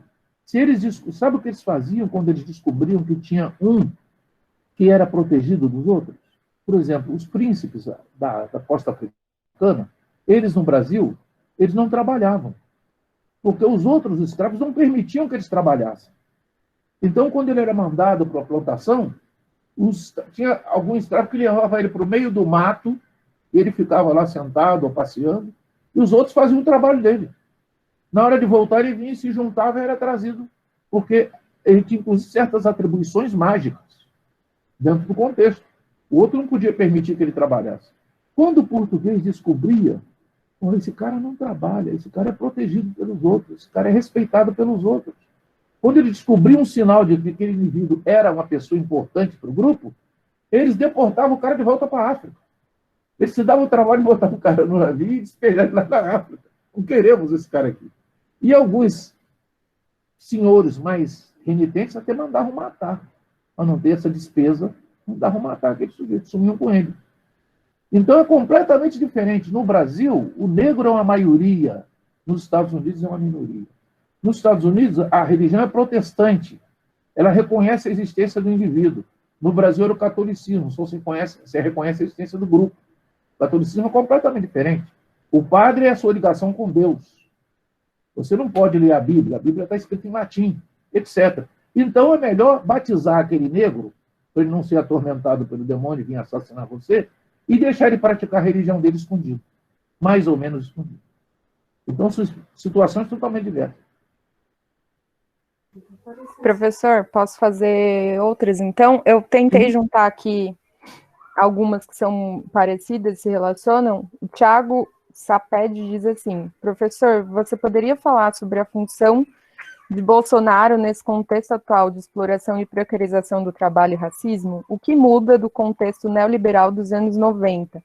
E aí o Frias, ele é um pouco mais específico e diz assim: olá, professor Wilson, boa tarde. Eu gostaria que o senhor comentasse a nova economia de serviços, por exemplo, as empresas de aplicativo. Os trabalhadores e trabalhadoras são majoritariamente negros e negras e chegam a trabalhar 14 horas por dia. E, por fim, o Eduardo Januário, acho que a questão dele também se relaciona com essas duas, que é possível observar na história do Brasil momentos de mais chicotadas ou menos? Ou seja, houve em algum governo uma maior preocupação com a questão do negro? É isso. Eu acho que a diferença do Bolsonaro para o neoliberalismo clássico é que o Bolsonaro foi eleito com esse programa anti-progressista. Então, ele pode praticar o liberalismo e dar-se ao luxo de exercer esse programa antiprogressista, porque o eleitorado facultou esse direito a ele. Né? Então, é a única diferença assim, visível que o Bolsonaro tem digamos, dos governos anteriores, ou o governo Fernando Henrique, ou logo que seja, ou o governo Collor, porque os outros eram neoliberais, mas eles tinham ser elegidos com uma plataforma de racionalidade neoliberal. Agora, o Bolsonaro foi eleito com uma plataforma de irracionalidade neoliberal. Os próprios neoliberais, pelo menos fora do Brasil, devem dizer: esse cara é maluco, não deve gostar muito do que ele faz. Mas ele está sancionado. Ele disse: eu vou fazer isso. E as pessoas estão ajudando ele a fazer isso. Você viu o que ele está fazendo com a Fundação Palmares, por exemplo? Né? Agora, ele está fazendo isso assessorado por negros. né? Na África também tem negros.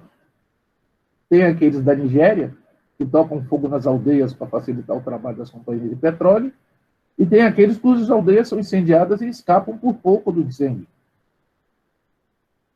Então, não vamos acreditar no monolitismo. Né? A outra pergunta qual era, filhinho? Era...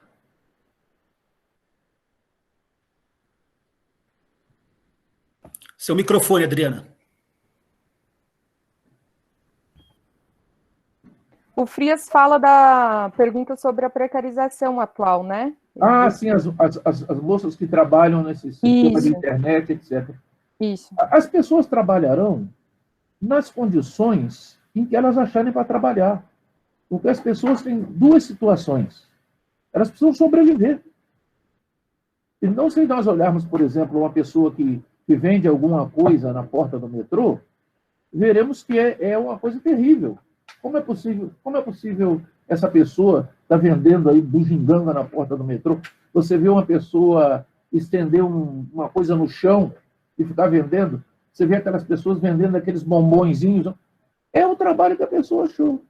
Esse trabalho de precarizado na internet, atualmente, é uma generalidade. Não estou dizendo que essas pessoas não estão pior do que a gente. Então, você pensa, você tem uma máquina que se chama telefone celular, ou aparelho celular, que pega você em qualquer momento na sua casa e lhe traz uma questão do trabalho. Ela eliminou a fronteira entre o lazer e o trabalho.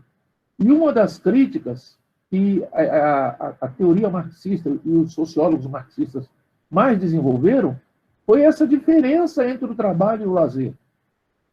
Quer dizer, o trabalhador não ter lazer Deus me livre, é escravidão. Né? E essa maquininha aí, o tal do celular, eliminou o lazer das pessoas. As pessoas ficam freneticamente trabalhando dentro de casa. Agora estamos na pandemia, está todo mundo dentro de casa.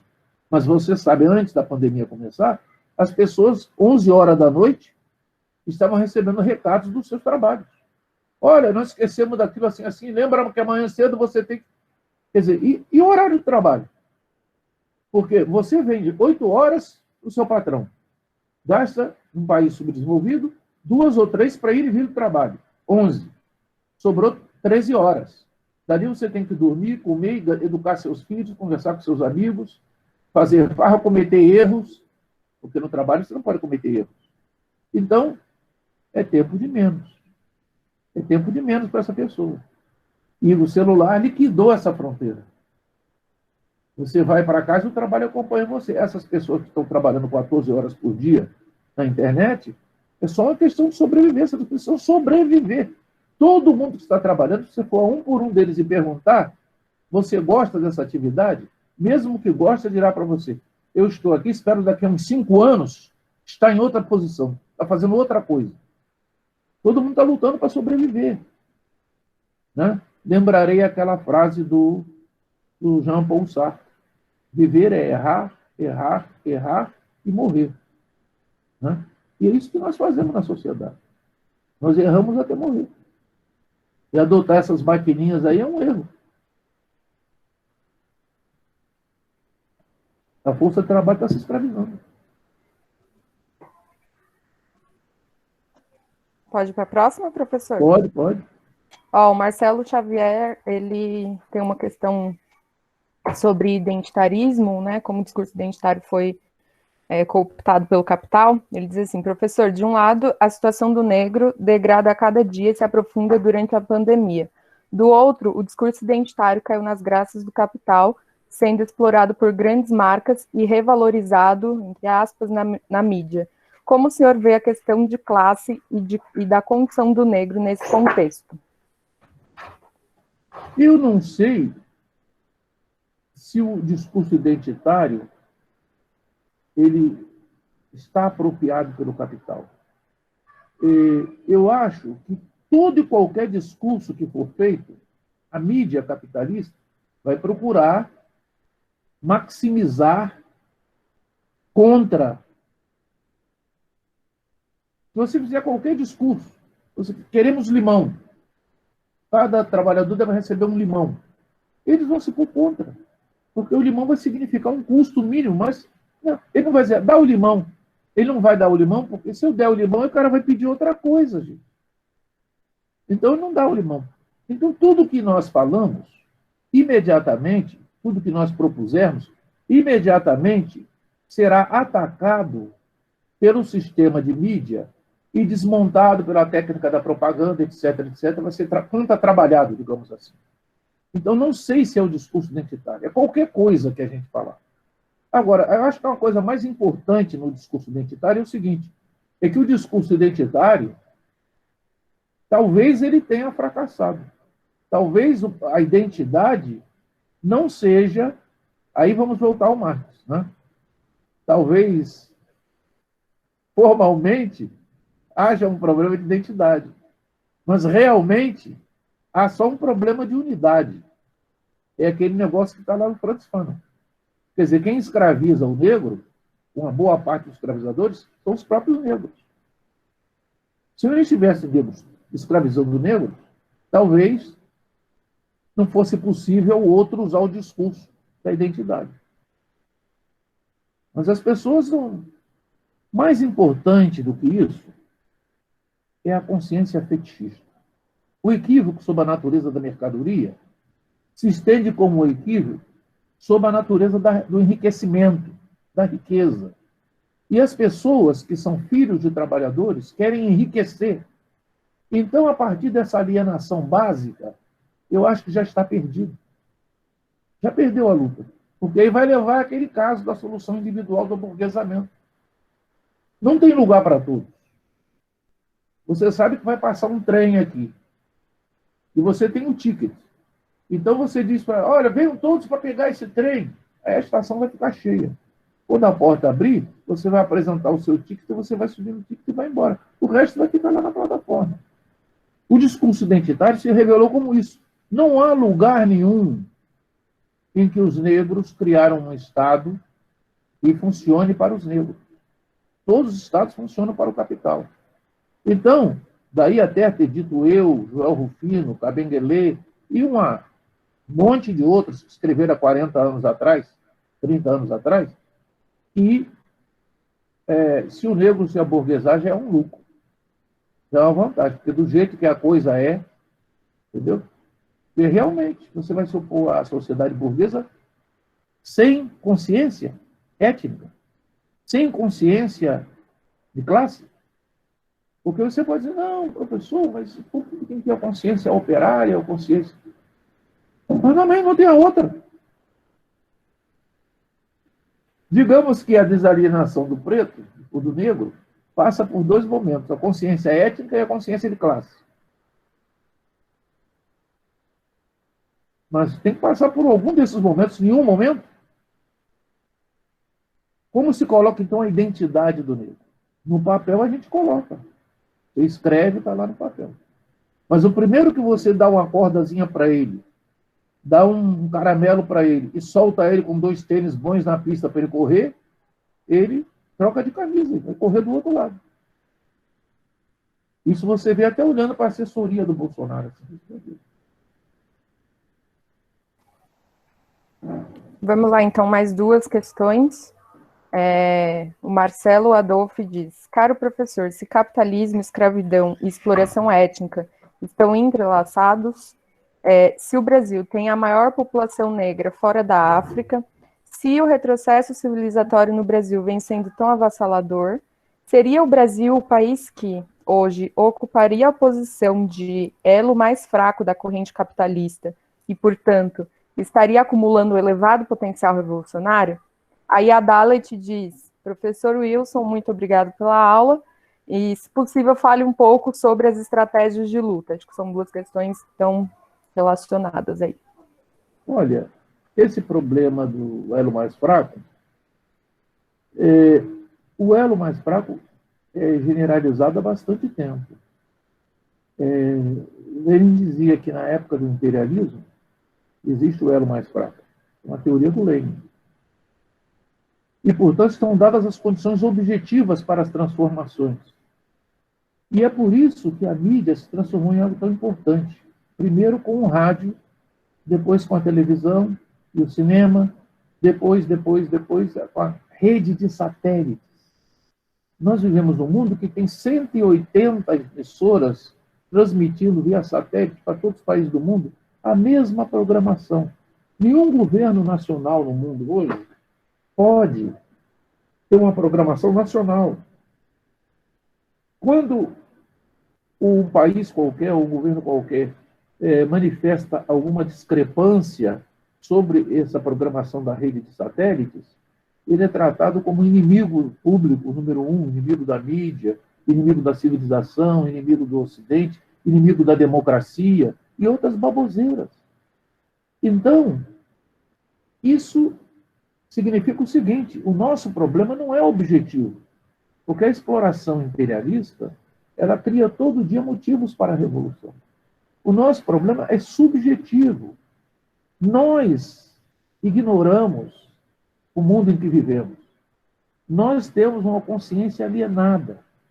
A consciência fetichista existe. A consciência fetichista significa ver o mundo por um prisma que mostra o mundo como ele não é. O excesso de informação dado pela classe oposta e a nossa crença na legitimidade dessa informação nos leva a ver o mundo como ele não é. Então, nós nos transformamos numa espécie de maluco. Que nós vivemos numa dada condição social e material. E raciocinamos como se estivéssemos em outra condição social e material. Nós raciocinamos como a classe dominante, queremos ter um Lamborghini e falta dinheiro para ele pegar o metrô. Então, esse processo de alienação mental pode chegar à maximização que é o governo Bolsonaro. Se você pega uma população empobrecida, com 13 milhões de desempregados, eles vão à urna e elegem um governo de extrema-direita que aponta que está reclamando de quem está fazendo isso, dizendo que quem está fazendo isso, você está fazendo pouco, você tem que fazer pior. E aí diz para a massa, eu vou fazer pior. E a massa, sim, faço pior com eles. Com eles quem? Com ele próprio. Porque ele pensa que ele é o que ele não é. Ora, se eu penso que eu sou um burguês, eu quero que o trabalhador seja estripado. É isso que eu quero. Agora, se eu penso que eu sou um trabalhador, eu não quero que o trabalhador seja estripado. Né? Você até não querer que se faça mal ao burguês, mas é muita ingenuidade você votar contra você mesmo. Em 2019, você vai lá e vota contra você mesmo. Ou será que nós temos no Brasil uma burguesia proporcionalmente maior na população do que havia na França de 1840? Na França de 1840 tinha muito mais burguesas proporcionalmente à população do que nós temos hoje. Hoje nós temos 2 ou 3% da população que são realmente a burguesia. O resto pensa que é. 1% da nossa população tem a renda maior do que 50% da população. Esses são burgueses. Os outros são assalariados. Você pega um professor universitário, o Marx diz ali no rodapé do Capital o seguinte: se você, ele dá o exemplo da moça, da cantora, né? Exemplo da cantora. Se uma cantora lírica, ela canta num sarau e as pessoas a aplaudem, e algum até pode dar um presente para ela, um dinheiro, etc., ela está prestando um serviço. Mas se ela for contratada por um salão de ópera para cantar para um patrão que paga o salário dela, ou até para não cantar, mas tirar a cantora da concorrência, Marx chega esse detalhe. Então, ela é uma trabalhadora produtiva, quer dizer, ela é uma proleta, ela está trabalhando, dando mais valia para o capital. Por quê? O dinheiro que o cara aplicou nela vai se reproduzir como acumulação de capital. É a acumulação de capital que define o que é produtivo e o que não é produtivo.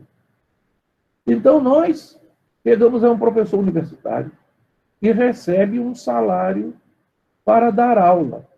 A quem aparecer na frente dele, ele não escolhe. Veja, ele não é um artesão escolhendo para quem é que ele vai dar aula. Ele dá os cursos que já vêm produzidos pelo MEC, ele tem que dar aquelas matérias, ele só muda a forma de dar. Se ele acha que esse ponto é melhor na frente do outro, ele troca. Né? E recebe no fim do mês e ainda tem descontos. Esse indivíduo, você pergunta para ele, ele diz, eu sou pequeno burguês, eu sou da classe média, eu sou da. O pai dele deixou 2 apartamentos para ele alugar, e eu sou da classe média alta. Quer dizer, os caras adotaram um sistema de análise sociológica e o Max Weber condenado. O Max Weber falava sobre todo indivíduo que põe uma gravata e vai para o escritório, agora julga que não é mais um proletário. Ele botou uma gravata e está indo para um escritório. Só é proletário agora quem suja o macacão de tinta. E o macacão tem que ser azul. Não é isso. Não há 3 definições de capitalismo que estão certas. Uma deve estar certa, as outras devem estar erradas. Ainda mais do ponto de vista de classe. Né? E quem tem que definir o capitalismo é a maioria, que são as vítimas dele. Não é a minoria que são os beneficiários. Professor, tem 2 questões aqui sobre historiografia que eu vou juntar. O Dário de Negreiros pergunta, professor, como o senhor vê o modo como a população negra é apresentada nas obras do chamado pensamento social brasileiro, em autores como Caio Prado Júnior, Sérgio Buarque de Holanda, Celso Furtado e Roberto Schwartz? E aí o Takao pergunta, Takao Amano, professor Wilson, qual a sua opinião sobre a obra de Jacob Gorender sobre o modo de produção escravista? Tem algo que passa pelas emendas 2, que é o seguinte. Quando você lê um trabalho, você deve aproveitar do trabalho o que o trabalho tem de bom e o que ele te enriquece, o que ele contribui. Não se deve ler um trabalho com a preocupação em só encontrar algo defeituoso no trabalho, do nosso ponto de vista. É aquela divisa de que aprende do teu inimigo. Mesmo que for um texto do seu inimigo, se você lê ele julgando que ele é um texto verdadeiro, quer dizer, que o indivíduo acredita naquilo que ele pôs, ele está lhe trazendo um pedaço da realidade para você entender, descobrir e perceber. Então, todos esses historiadores, eles cometem erros, como qualquer outro. O fato de você ser marxista ou não ser marxista não quer dizer que você acerte sempre ou erre. Não existe isso. Nenhuma ideologia dá livre passe para ninguém. A profundidade lógica de cada um, tem aquele filósofo célebre que diz, tem gramática, mas não tem lógica. Tudo tem gramática. Então, nós temos que trabalhar com a gramática. Nós temos que ir lá, ler e aprender da gramática. Né? O que eu vejo, por exemplo, do Gorender.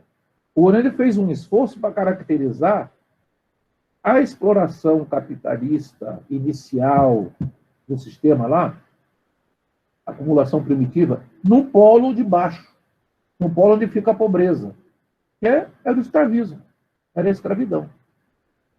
Disse para vocês, a escravidão é uma forma. Se a gente for pensar que a escravidão é um modo de produção independente, nós estamos num caminho ruim.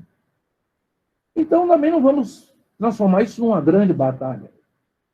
Podemos dizer, alguém aceita como modo de produção, outras... Mas o que é importante é que a escravidão é uma forma. É uma forma do capital poder acumular-se como capital industrial. Então, nós temos uma forma que é a escravidão. Temos outra forma que pode ser feudal. Por exemplo, a renda-produto é uma forma identificada com o feudalismo. Mas a renda-produto já existia na antiguidade, onde a sociedade era escravista.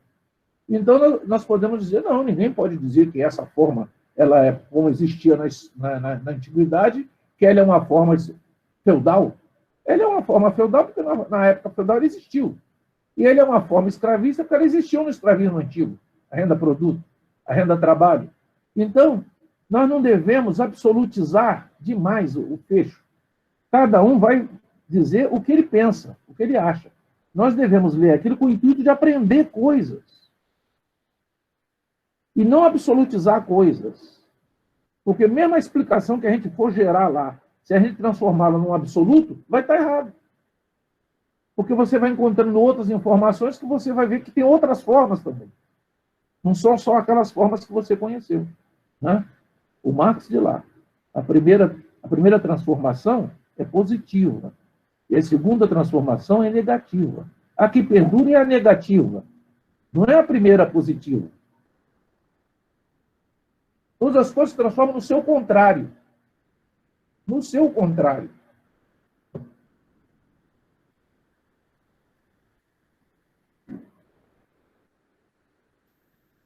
Professor, não sei se está cansado, tem só mais 3 questões aqui. Eu sou incansável.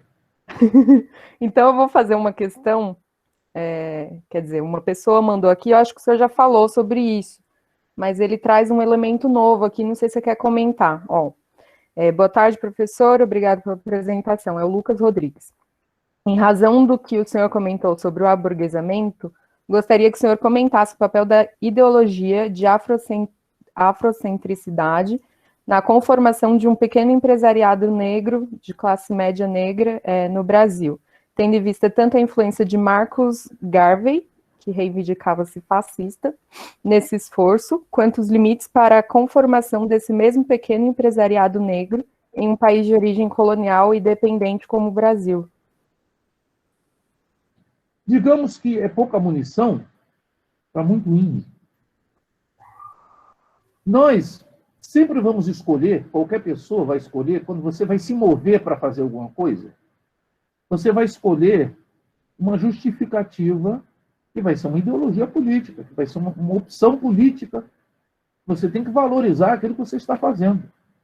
Uma pessoa realmente madura não precisa disso. Você não precisa atribuir um grande papel a alguma coisa para fazer alguma coisa. Por exemplo, nós escovamos os dentes todo dia de manhã sem fazermos nenhum discurso sobre isso. Mas o Homo sapiens, houve até um israelense que escreveu um livro aí recente sobre o Homo sapiens, ele diz que o Homo sapiens, a vaidade é o seu motor principal. Eu vi um documentário sobre chimpanzés e sobre como eles se comportam diante do chimpanzé-chefe.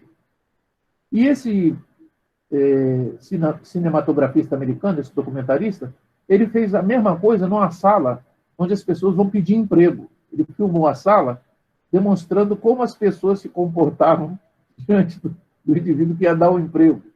Então, o comportamento do chimpanzé diante do chimpanzé-chefe é muito parecido com o comportamento do cara que está pedindo emprego diante do cara que vai dar o emprego. Nós somos um animal. E nós, para nos separarmos, talvez, dessa animalidade da gente, nós precisamos fazer um discurso sobre cada coisa. Tudo tem que ter um discurso. Então, nós temos essa discussão aí. O Francis Fanon está errado porque ele criticou o negro, ele atribuiu o negro isso. O outro, não, porque o Garvey... Tudo isso não tem, de fato, importância.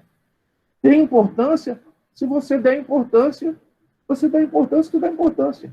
E segue o que você quiser seguir. Mas o que você tem que fazer é você fazer algo e ser uma pessoa consciente do que você está fazendo. O discurso que você vai colar naquilo é menos importante do que a sua ação. O que nós precisamos é agir. Precisamos fazer alguma coisa. Se eu quero inventar um tipo de trabalho na internet, é claro que eu vou fazer o elogio desse trabalho. Não é verdade? É a característica do ser humano elogiar o que está sendo feito, o que ele está fazendo. Mostrar grande necessidade daquilo, como a humanidade. Você vê, a classe dominante já é dominante, já está no poder. Eles se atribuem medalhas todos os dias, estão todo dia, porque estão dando medalha no Facebook. Se eles não convocarem a casamento, nem dormem de noite. Mas isso não tem importância. O que tem importância é o que eles fazem realmente na vida social. No caso deles, o que eles fazem na vida social não é muito bom. No nosso caso, nós temos que fazer opções para fazer coisas melhores. Agora, se é em nome de A, de B, de C, não tem nenhum problema. Eu não vejo nenhum problema. Eu não vejo por que exacerbar a contribuição que cada pensador nos deu sobre um terreno específico. Se a gente acha que aquilo ali está bom, tocamos aquilo para frente. Isso, inclusive, se cruza com aquele problema da identidade que eu falei. Quer dizer, o negro está ficando de uma tal maneira complicada a cabeça dele, que nós podemos falar mais em unidade do que em identidade. Nós estamos lá falando unidade quase como se fossem partidos políticos diferentes. Nós estamos dando supervalor a coisas que não são assim tão importantes. E deixando as coisas importantes de lado. Porque, de uma certa maneira, é uma desculpa para a gente justificar a nossa inação. Você não fazer nada pode ser justificado por um discurso complexo.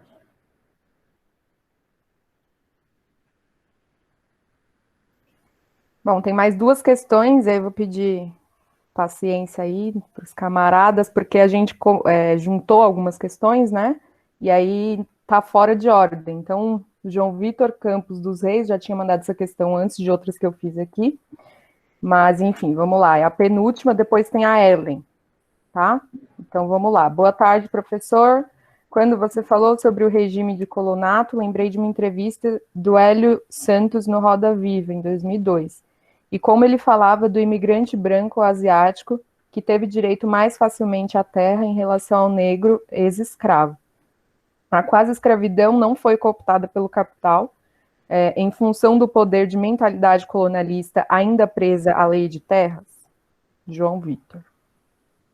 A lei de terras, você sabe que está lá no capital, atribuir um valor à terra faz com que os produtos da terra se tornem caros. Permite apressar os produtos da terra. E apressar para quê? Para o mercado. Então, a lei de terras no Brasil, a função dela é justamente permitir existir uma renda da terra. Porque o Brasil tinha muita terra, tinha poucos meios de transformação da produção e tinha uma população que estava ficando já com um certo número.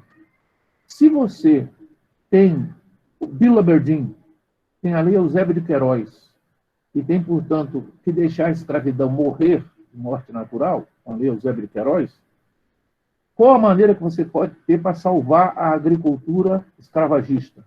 Estabelecer a lei de terras. Então, as terras passam a ter preço. Elas tendo preço, existe uma renda da terra. Existindo uma renda da terra, automaticamente, ex-escravos, libertos, pobres, não podem ter acesso à terra. Eles não podem comprar aquela terra por aquele preço. E veja que coisa. O Brasil, em 1950, toda a área agricultada do Brasil era menor do que o estado do Piauí. Não estou dizendo que o estado do Piauí é pequeno, é enorme. Mas veja, o Brasil é muitas vezes maior que o Piauí. Então, porque todas aquelas terras precisavam ter proprietário. Se você pegar o mapa de terras devolutas do estado de São Paulo, por exemplo, de 1890, que é quando se proclamou a República, você verá que apenas 3 ou 4% das terras tem propriedade privada. O resto tudo é terra pública. Mas se você for agora ter uma repartição e olhar o mapa de terras de São Paulo, 99% das terras todas têm propriedade privada. E como se fez essa propriedade privada?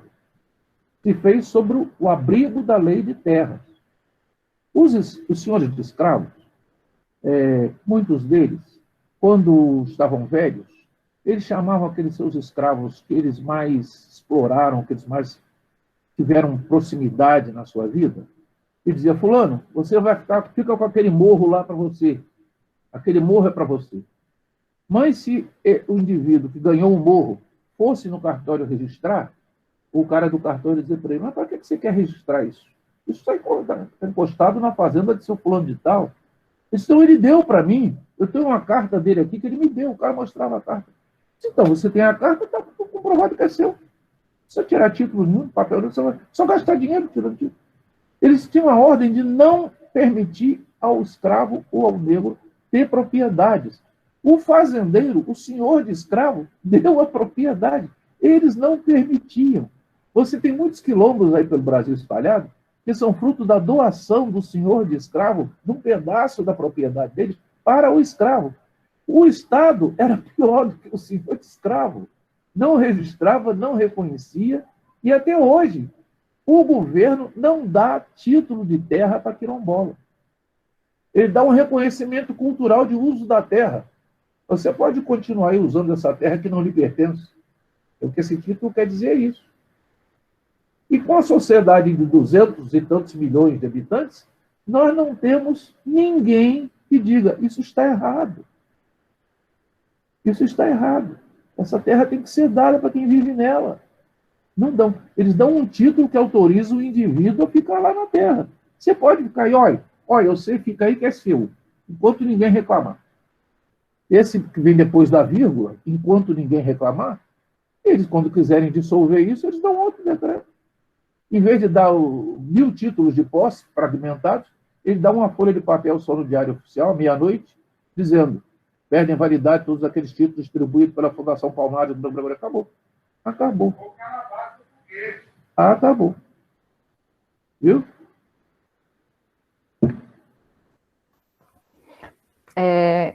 A gente tem aqui, então, a última pergunta da Ellen Ramos, que diz assim: a vida do imigrante europeu foi uma tentativa de branqueamento da sociedade. Podemos dizer que ainda hoje há a tentativa de branqueamento através da aniquilação dos negros, através da desigualdade, violência, homicídio da população negra? A tentativa de branqueamento da sociedade, eu diria que foi bem sucedida. Tanto que os negros não reagem ao branqueamento. E tanto que grande parte dos negros não se declaram negros. Né? E todos os valores formais, vou recorrer a Marx de novo, não vou recorrer a Hegel, porque é exagero. Mas todos os valores formais da nossa sociedade são justificados pelo branqueamento. Né? Por exemplo, eu acho que nós temos mais louros proporcionalmente que a população da Dinamarca. Faz parte do processo de branqueamento. E se você perguntar a uma pessoa, ela diz assim: você descende de quem? O meu avô é italiano. É verdade que ele tem um avô italiano, mas ele tem um avô africano também. Ele não fala no avô africano dele. Ele só fala no avô italiano. O avô italiano dele existe. O avô africano dele não existe. Eu poderia dizer que um é um valor de uso, que é o avô italiano, e o outro é um valor de troca, e abstrato é geral. Não entra na composição dele como mercadoria. Ele bane, sai daqui, vô.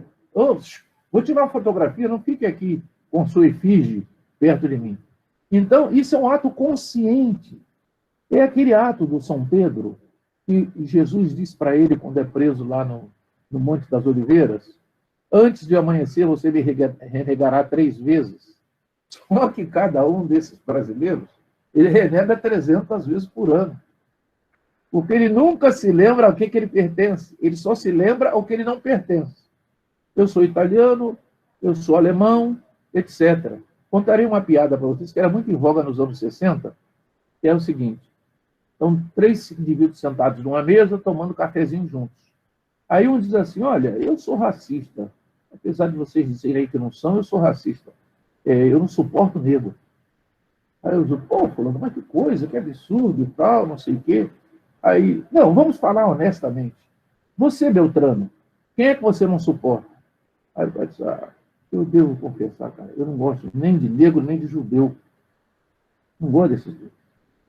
Aí, bom, tá vendo? É verdade. E você, Beltrano? Cicrano reconheceu. Ele não gosta nem de negro, nem de judeu. Eu já disse que não gosta de negro. E você? Tem alguém que você não gosta? Não tem problema com ninguém. Você tem que ter problema com algum grupo, cara. Pense bem, medite, tire do fundo da sua alma. Liberte-se. Olha, eu não gosto de alemão. Você não gosta de alemão? Mas alemão é um pessoal tão legal, pessoal joia, bonito, gente fina, organizados, bons trabalhadores, fazem todas as coisas do começo até o fim. Não é verdade. Eles disseram que ia acabar com os judeus e fizeram aquele papel de negro que você sabe que isso. Entendeu? Então, o que não tinha preconceito nenhum era o que tinha mais preconceito. E entre os que não têm preconceito, estamos nós mesmos. Nós temos preconceitos contra nós mesmos. Enquanto não nos libertarmos desse problema, nunca o branco vai respeitar a nossa luta. Então, esse problema do branqueamento, eu acho que é uma força. O embranquecimento venceu, sim. E só do MNU para cá é que voltou a existir um movimento político dos negros dizendo: eu sou negro. Eu não concordo com isso. Mas esse troço, o som está baixinho, sabe? O cara que está sentado no banco de trás do carro não está ouvindo o que a gente está ouvindo aqui na frente. Precisamos falar mais alto. Precisamos dar um soco na mesa e dizer, gente, eu não aceito isso aí, vamos parar com isso. Aí o embranquecimento vai começar a esmaecer, porque ele já é embranquecimento, então ele palidece rapidamente.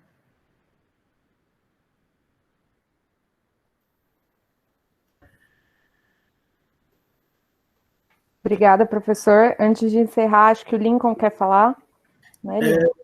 Não, Adriana, eu queria... Bom, claro, todo mundo adorou aqui a presença do nosso comandante Wilson, mas eu queria registrar que esse evento foi possível também pela intermediação do companheiro Takal, né?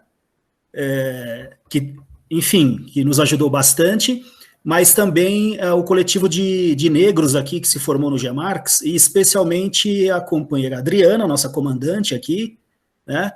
A Simone, que está presente também, e a Dalet, né? As três fizeram uma reunião aí e elas propuseram a presença do Wilson hoje. Então, é isso, Adriana, encerra aí. Foi muito bom. Bom, para encerrar, então, eu vou agradecer novamente ao Wilson. Para a gente é uma honra, né, poder aprender com você. E agradecer também novamente ao Takal por ter feito essa intermediação. E eu queria também falar que a gente está vendendo o livro do professor Wilson, que o GEMARX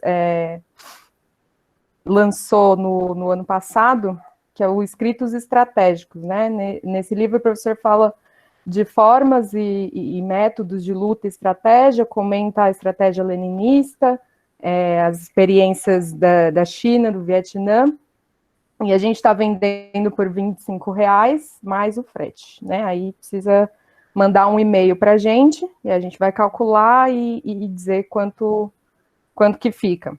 E Adriana? O e-mail é Maria Antônia Edições, sem o C cedilha e o tio, né? @riseup.net. Só uma adendo, Adriana.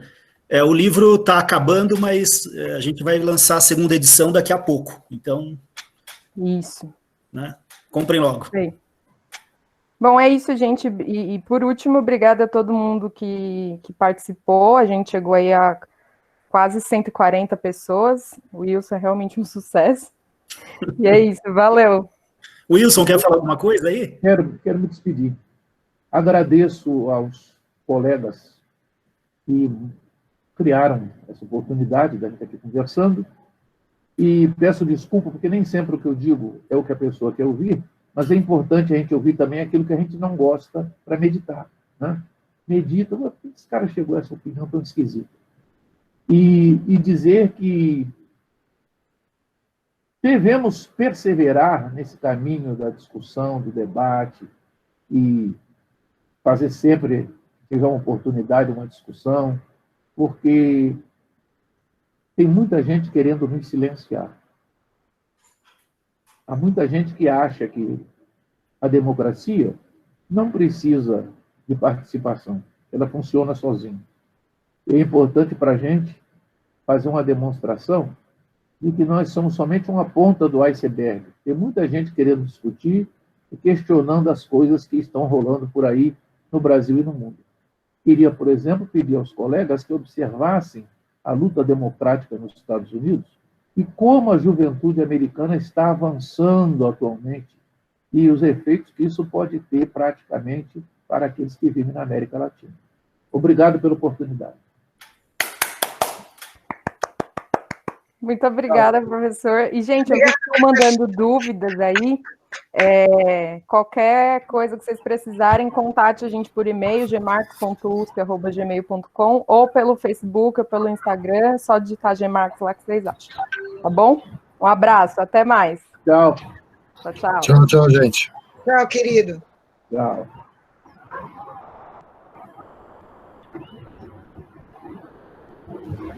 Falou! Tchau. Tchau, gente. Tchau. Tchau, Wilson. Tchau, querido. Tchau para todos. Tchau, professor. Valeu. Grande abraço. Obrigada, professor. Grande abraço. Obrigado.